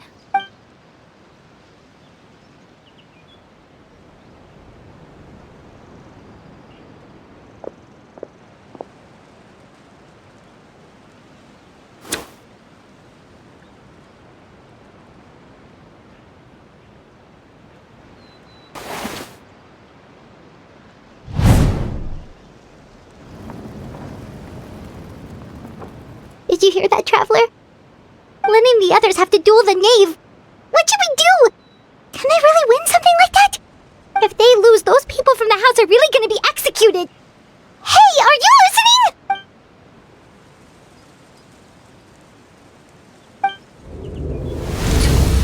Don't you want to say a proper goodbye at least?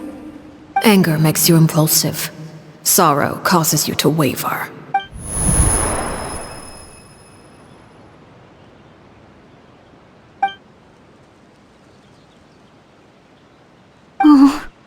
Looking at that expression on her face, she seems really serious about this. Guess that means there's no chance she's throwing the duel on purpose, huh? When guests are around, families are often on their best behavior. And any disputes are less likely to escalate. When the time comes, make the choice that you deem most appropriate in the situation, and lend your help to the House of the Hearth.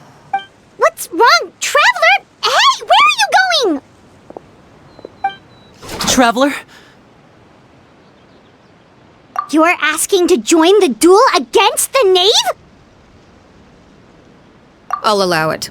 We do have a ready-made dueling ring at our disposal, after all. All I would advise is this. Keep a firm grasp on your weapon, and give it your all. Any less, and you may just lose your life.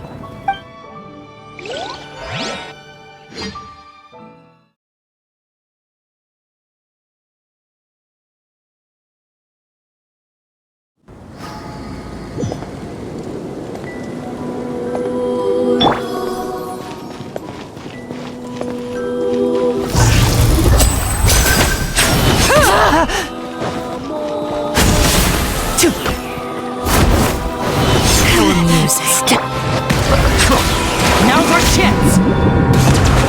Closer now. Embrace the ice! With these rising flames! What pitiful attacks! I thought I taught you better. Over here!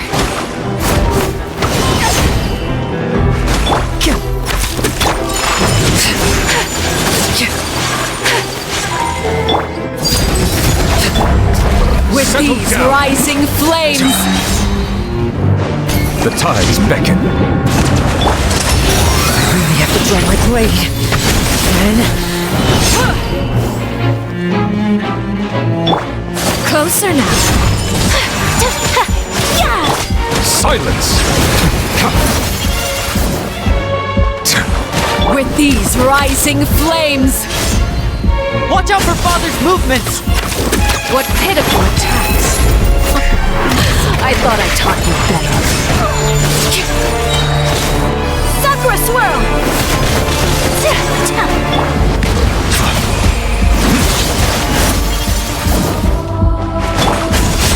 Hang in there!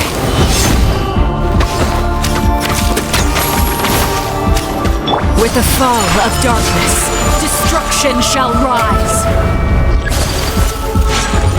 Have a taste of 𝓵𝓸𝓬𝓵. Spare your energy. Running is a fool. Getting here! With these rising flames, Bow your head. is it my turn now? Spare your energy. Watch out for Father's movements!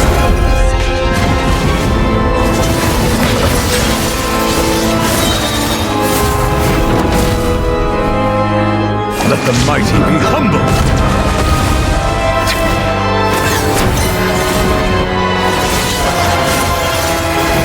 Over here!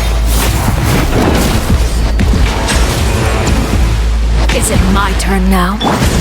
I'm fine. Pardon my...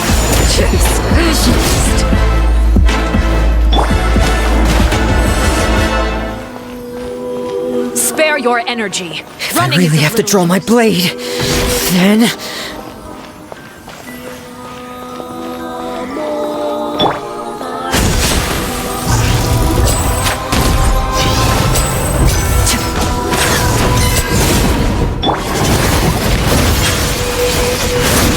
Watch out for Father's movements!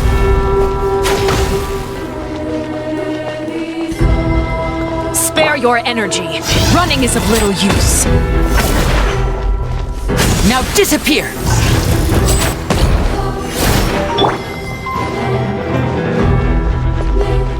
Are you alright? Spare your energy. Running is of little use.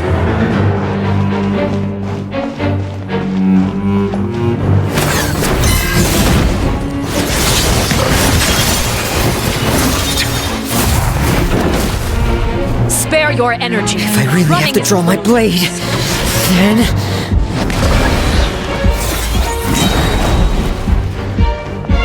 Be sanctified. Like a fly tangled in a web. Spare your energy. Running is of little use. Now's our chance!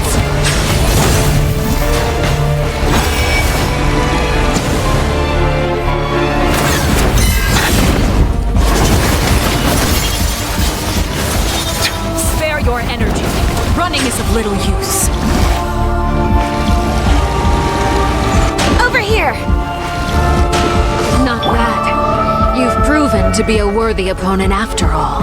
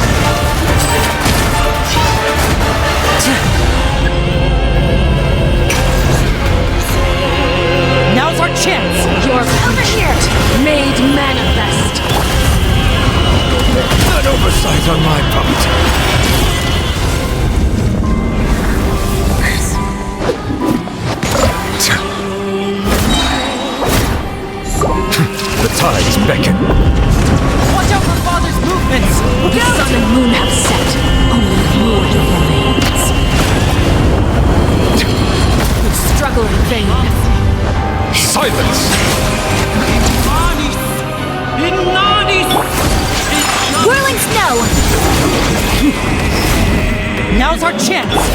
Over here! Settle down!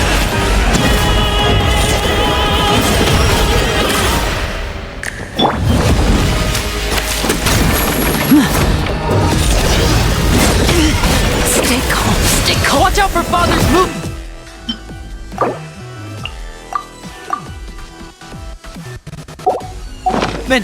Look out!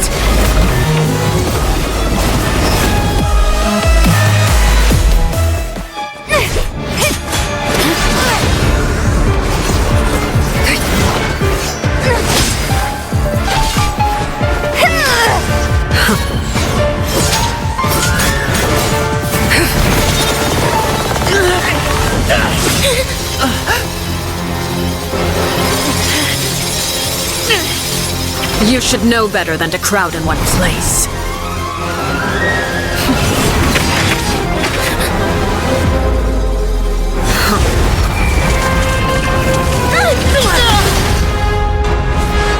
Oh, I know.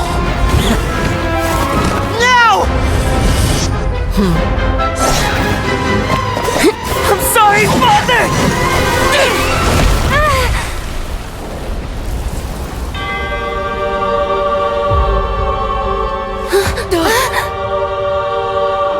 Sorry for what? This pitiful excuse for an attack.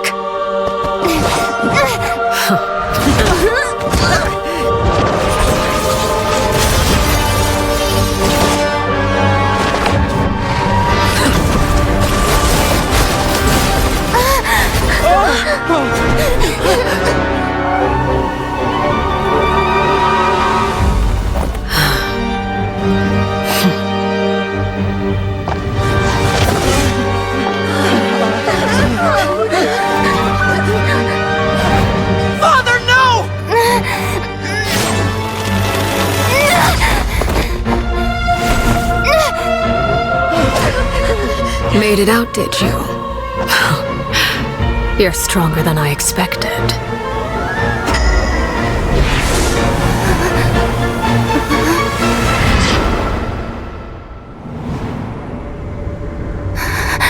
A crimson moon. I can't move.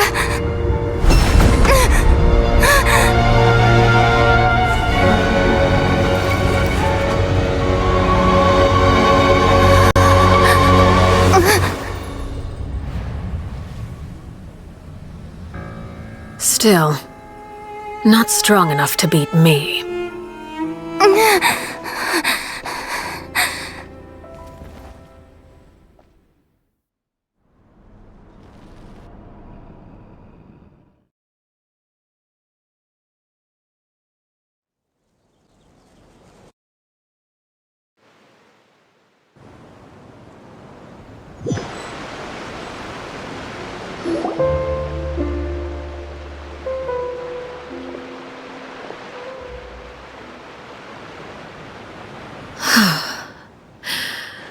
I believe we can end things here. It's not often that we get to enjoy the company of guests, after all. We wouldn't want things to get too out of hand. Brother, are you all right? Lenny! Given that I am the victor of this duel, as agreed, the punishment stands. No! I never thought things would end like this. However, everyone involved in the duel demonstrated a remarkable level of strength and determination. In light of this, I'm prepared to change the method of execution. 𝐤𝐷𝓸𝓳𝓵, the bottled flames I gave you for safekeeping. Do you still have them? Yes? I wasn't sure what they were for, but I've kept them super safe. I didn't lose a single one. Wonderful. Then, in just a moment, I'll have you administer them. Bottled flames? Indeed. They're the product of a secret experiment. Under certain special circumstances, flames can be extracted from my person and preserved. Once ingested, searing pain will spread across every inch of your body. No harm will come to you physically, but your memories will be burned away. If you can withstand the pain. When you awake, you'll have forgotten everything you know about the House of the Hearth, and will be expelled from the organization. In other words, administering this concoction will kill the version of you that grew up in the house, and give you a new identity.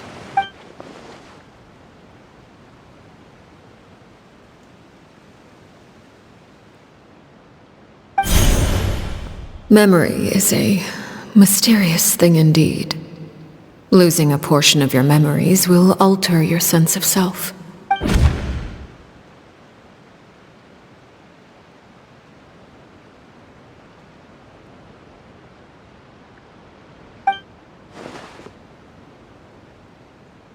So, you're just letting us go, Father? You misunderstand. Memories are extremely important. Once consumed by flame, the version of you standing before me will die, and our secrets will die with you. So no, I don't intend to just let you go, because the person who survives will be nothing but a stranger. Even so, I won't have to live in fear anymore. I'm sorry, Father. I'm sorry I let you down. But I really... Don't cry, filial. You haven't left the house yet, so there are still rules to be followed, yes? Remember what I taught you. Anger makes you impulsive, sorrow causes you to waver. Don't let yourself be controlled by your emotions. Of course. I'll remember. Dry your tears, and go pursue the life you really want. Yes, Father. 𝐓𝐿𝐴, 𝐓𝐡𝐮, 𝐤𝐢𝐧𝐝. Take them back to Poisson. And bring Lyney and the others as well. I prepared 3 extra vials of bottled flames. As for whether to take them, the choice is yours. Goodbye, children. The next time we meet, I will no longer be your father. Thank you for all you've done for the house. I hope you have bright futures ahead of you.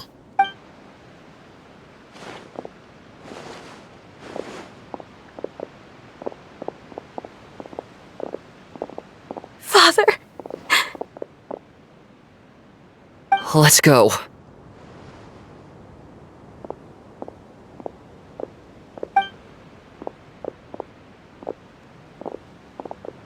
Here, grab my arm, Lyney. I'll help you walk back. Thank you.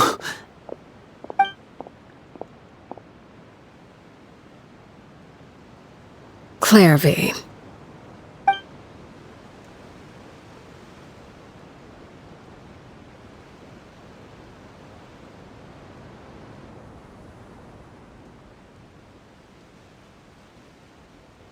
Can we talk now? I've been waiting for a super long time. You really are Perry, aren't you? I haven't seen you in so long. How come you're all grown up? Wait, did I somehow travel to the future on accident? Or am I dreaming? What a long dream. Neither. You died, 𝓔𝓷𝓳𝓵. That's what happened. You could have at least sugarcoated it a little. Look, she's not speechless. Oh. Okay then. Huh? That's it? You accepted it just like that? Yep. If that's what Perry says happened, then I believe her. Perry wouldn't lie to me. Plus, I don't really need to know why I'm like this. I'm more curious about what happens in the future. If you're a harbinger now, Perry, that means Mother is gone, isn't she? Can you tell me about it? I want to know what happened to her. And to me. You never stopped trying to defy fate. At first, no one believed you. You could only vent your frustrations to the moon. In fact, you often sought comfort in the night sky. You wanted to see the aurora, so one night we promised each other we would go to 𝐵𝓷𝓳𝓐𝐻 to see it together. Later on, you tried to run away, but you were brought back each time. Mother spared your life, but it wasn't out of kindness. Instead, she decided to make an example of you by slowly torturing you over time. That way, the other children would know what happens to traitors. Still, you never gave up. Mother hoped that through ruthless duel after ruthless duel, she would be able to crown an ultimate victor among the children she raised. But you called on everyone to unite, to fight to a draw in order to reduce casualties. Your efforts may have only delayed the inevitable, but still. You gave them hope. You tried everything you could think of, but every attempt ended in failure. Still, you never turned your sword on 𝓷𝓳𝓵, and you never turned it on me. On that gloomy day, you told me, for the last 16 years of my life, I've done everything I can to fight for freedom. But now, I realize that the only freedom I truly possess is the freedom to choose to die. I never imagined I would say something like that. I must have been feeling really worn down, but somehow, I still think I understand. According to Mother's plan, only one of us was going to make it until the end. And I always hoped that person would be you. If I could do it all over again, I still don't think I would make a different choice. Even when I first met you, I knew you'd be able to do what I couldn't. Is that so? Even now, I'm not sure I truly understand what kind of freedom you were trying to pursue. But as the head of the House of the Hearth and as the children's father, I've tried to give them the most basic of freedoms. The freedom to choose their own fate. It's something I discussed with the Iudex of Fontaine. The children who want to leave the house will have their memories wiped clean of all secrets pertaining to the organization. In return, they will be allowed to live a normal life in Fontaine without being prosecuted for their past. Of course, I won't simply hand freedom to them on a silver platter. They have to fight for it and prove themselves worthy of it. Only freedom that is earned has true value. That's more than enough. That's exactly the kind of life I was fighting for. You know, Perry, I think you're a pretty amazing king, and a really great father, too. I'm really happy that you're the one who took over the house. I guess I do have one regret, though. I still haven't seen the outside world. Well, it just so happens that our dear guests over here have been to many nations and traveled to countless places. Perhaps they would be willing to tell you what the outside world is like. Really? Of course! We've traveled all over the place. We've got so many stories, we could probably talk your ears off for 3 days straight! You know, I used to dream of being a bard. Playing the lute while singing into the winds of freedom. Even if there was no one there to listen, I would have continued to sing no matter what. Ah, that's where Mora comes from. I never knew that before. If I had some Mora, I would buy 3 new dresses. One for me, one for Perry, and one for Mother. It's just too bad Perry doesn't like wearing dresses. And Mother, well, she probably wouldn't accept something like that either. I guess I'd just have to keep them all for me then. I could wear a different one every day. Those yokai you mentioned, what do they look like? I once saw a drawing of this one guy with horns on his head and a super scary face. Are there any yokai like that? Oh, sounds like you're talking about an Oni. Yep, we've met one, and let Paimon tell you, they're not nearly as scary as they look. I was always too afraid to skip Mother's fighting lessons. But at the academia, I bet you could do all sorts of secret things in class. Things that have nothing to do with studying. I'm just kidding. Being able to study whatever you want without having to fear for your life actually sounds pretty great.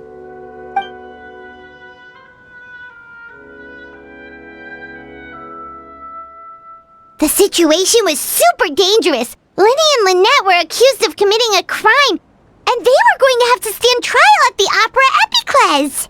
Oh no, that must have been hard for all of you. What happened next? Don't worry, we were able to turn the situation around super quickly. All thanks to Detective Paimon, of course. How'd you do that? Come on, tell me. Okay, so it was like this. After the failed magic show, we rushed to the scene and...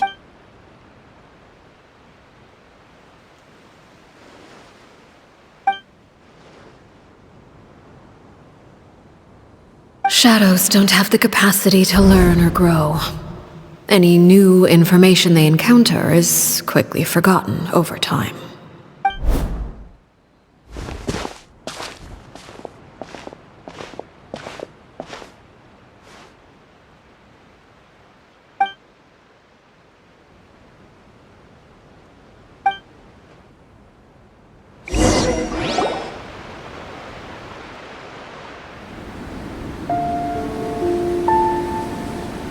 𝓔𝓷𝓳𝓬, you've worked tirelessly from the shadows to overthrow the House of the Hearth.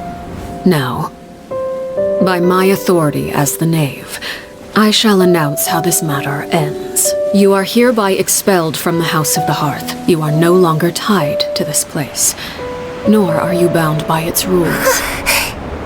You're saying that I can finally leave? I get to experience the outside world as well?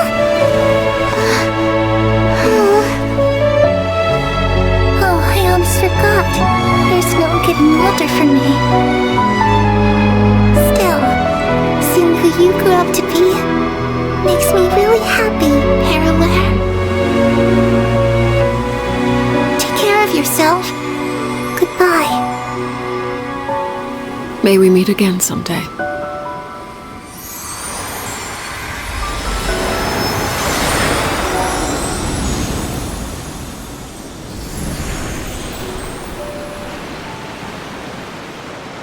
𝓷𝓚. She left so soon. Paimon didn't even get to finish her story. I also have certain sentiments left unsaid. I wanted to tell her that the aurora I saw in 𝐓𝓸𝓳𝓬 was just as beautiful as the ones in the pictures. But a shadow's memories reset at dawn. Had we delayed any longer, we wouldn't have had the time to say goodbye.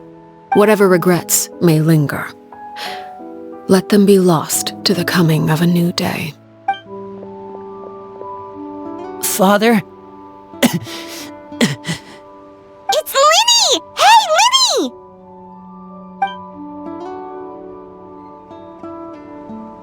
What is he doing back here? Let's go check it out.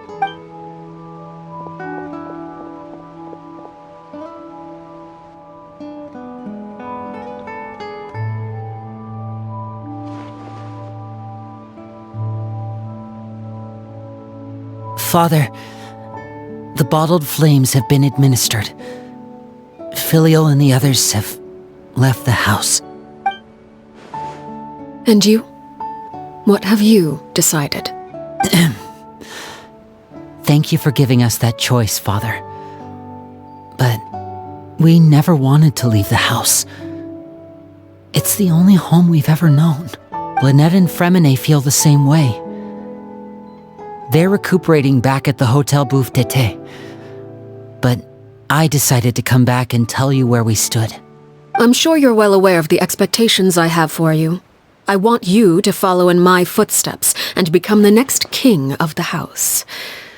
Yet you seem to have different ideas. I must admit, I'm rather surprised by your decision to stay.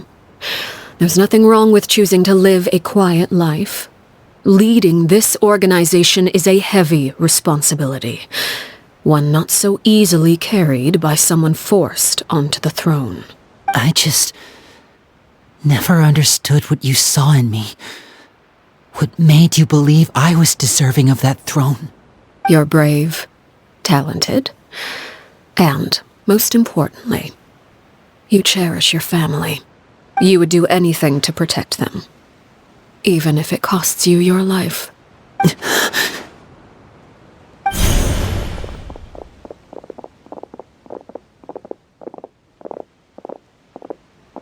Speaking up back there was so brave of you, Lyney.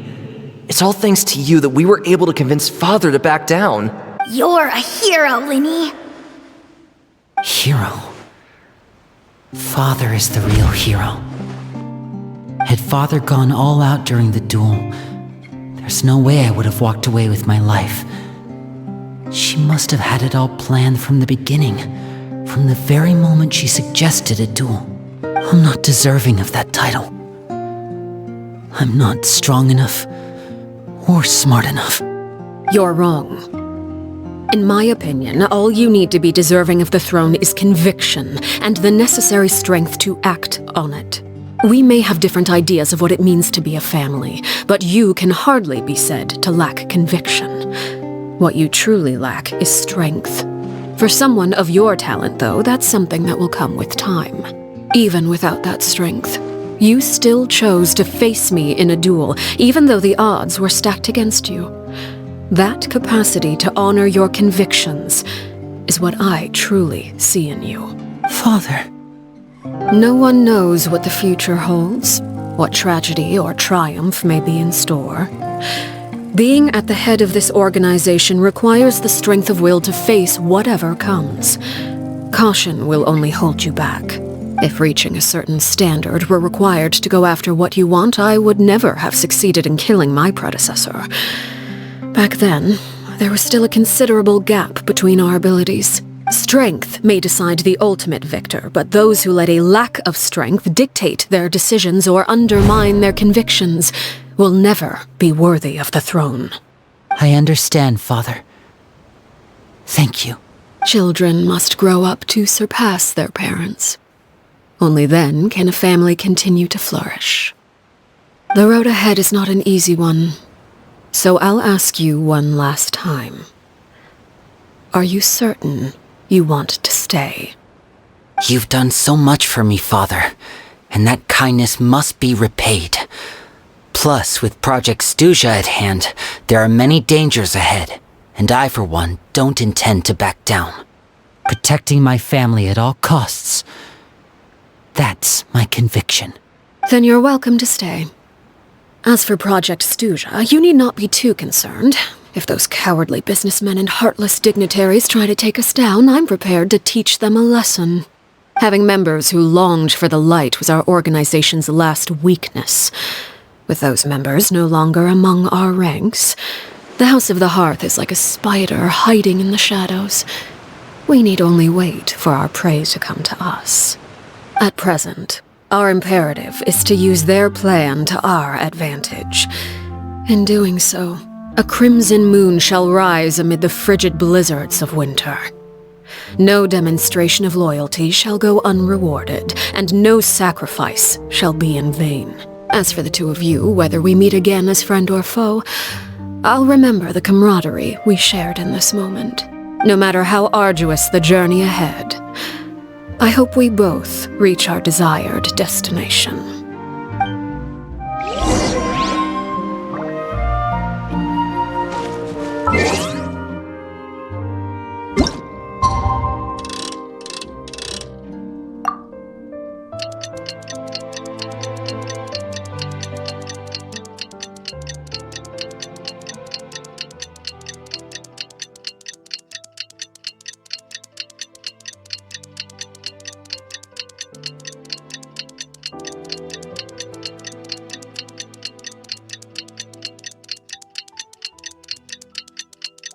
Didn't Lynnie say that Lynette and 𝓷𝓸𝓳𝓮𝐵𝓂 were Lynette?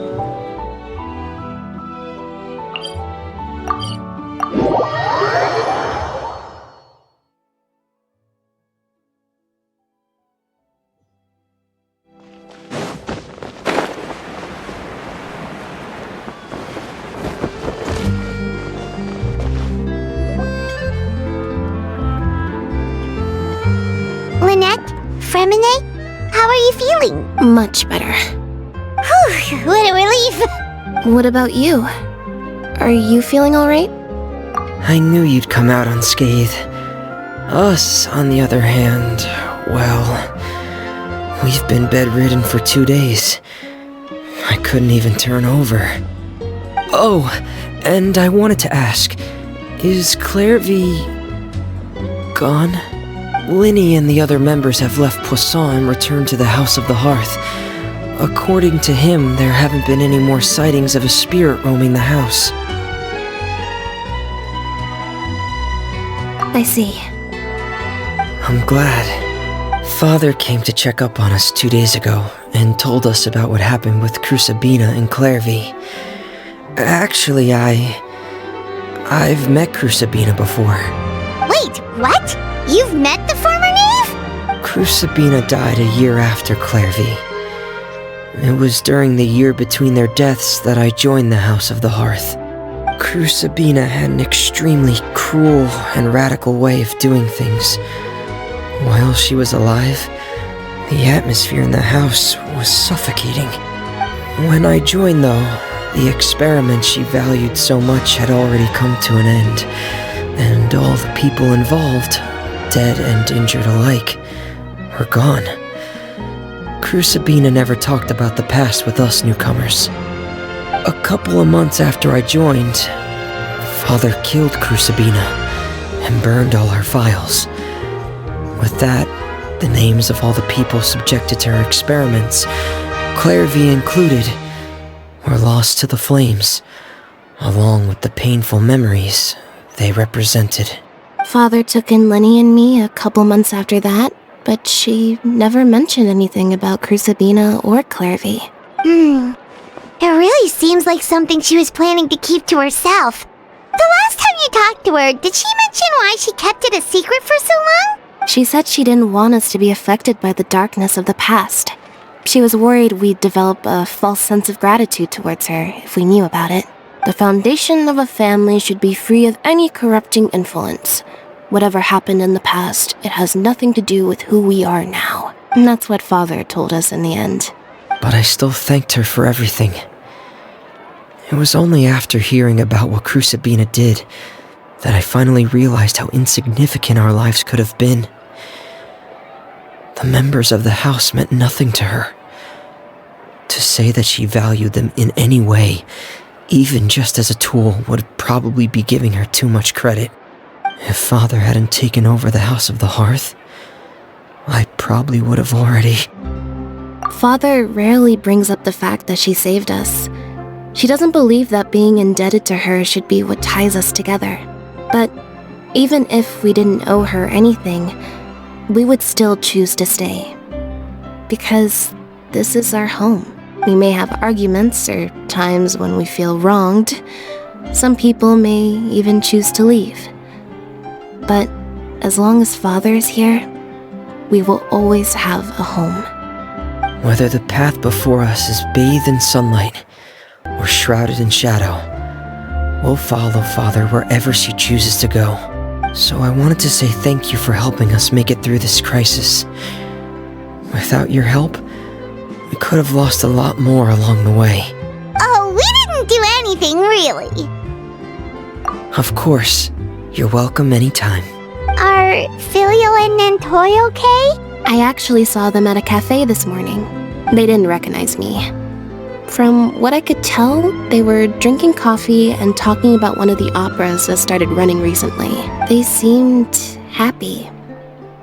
If I had to take a guess, I would say they finally found the kind of life they always wished for.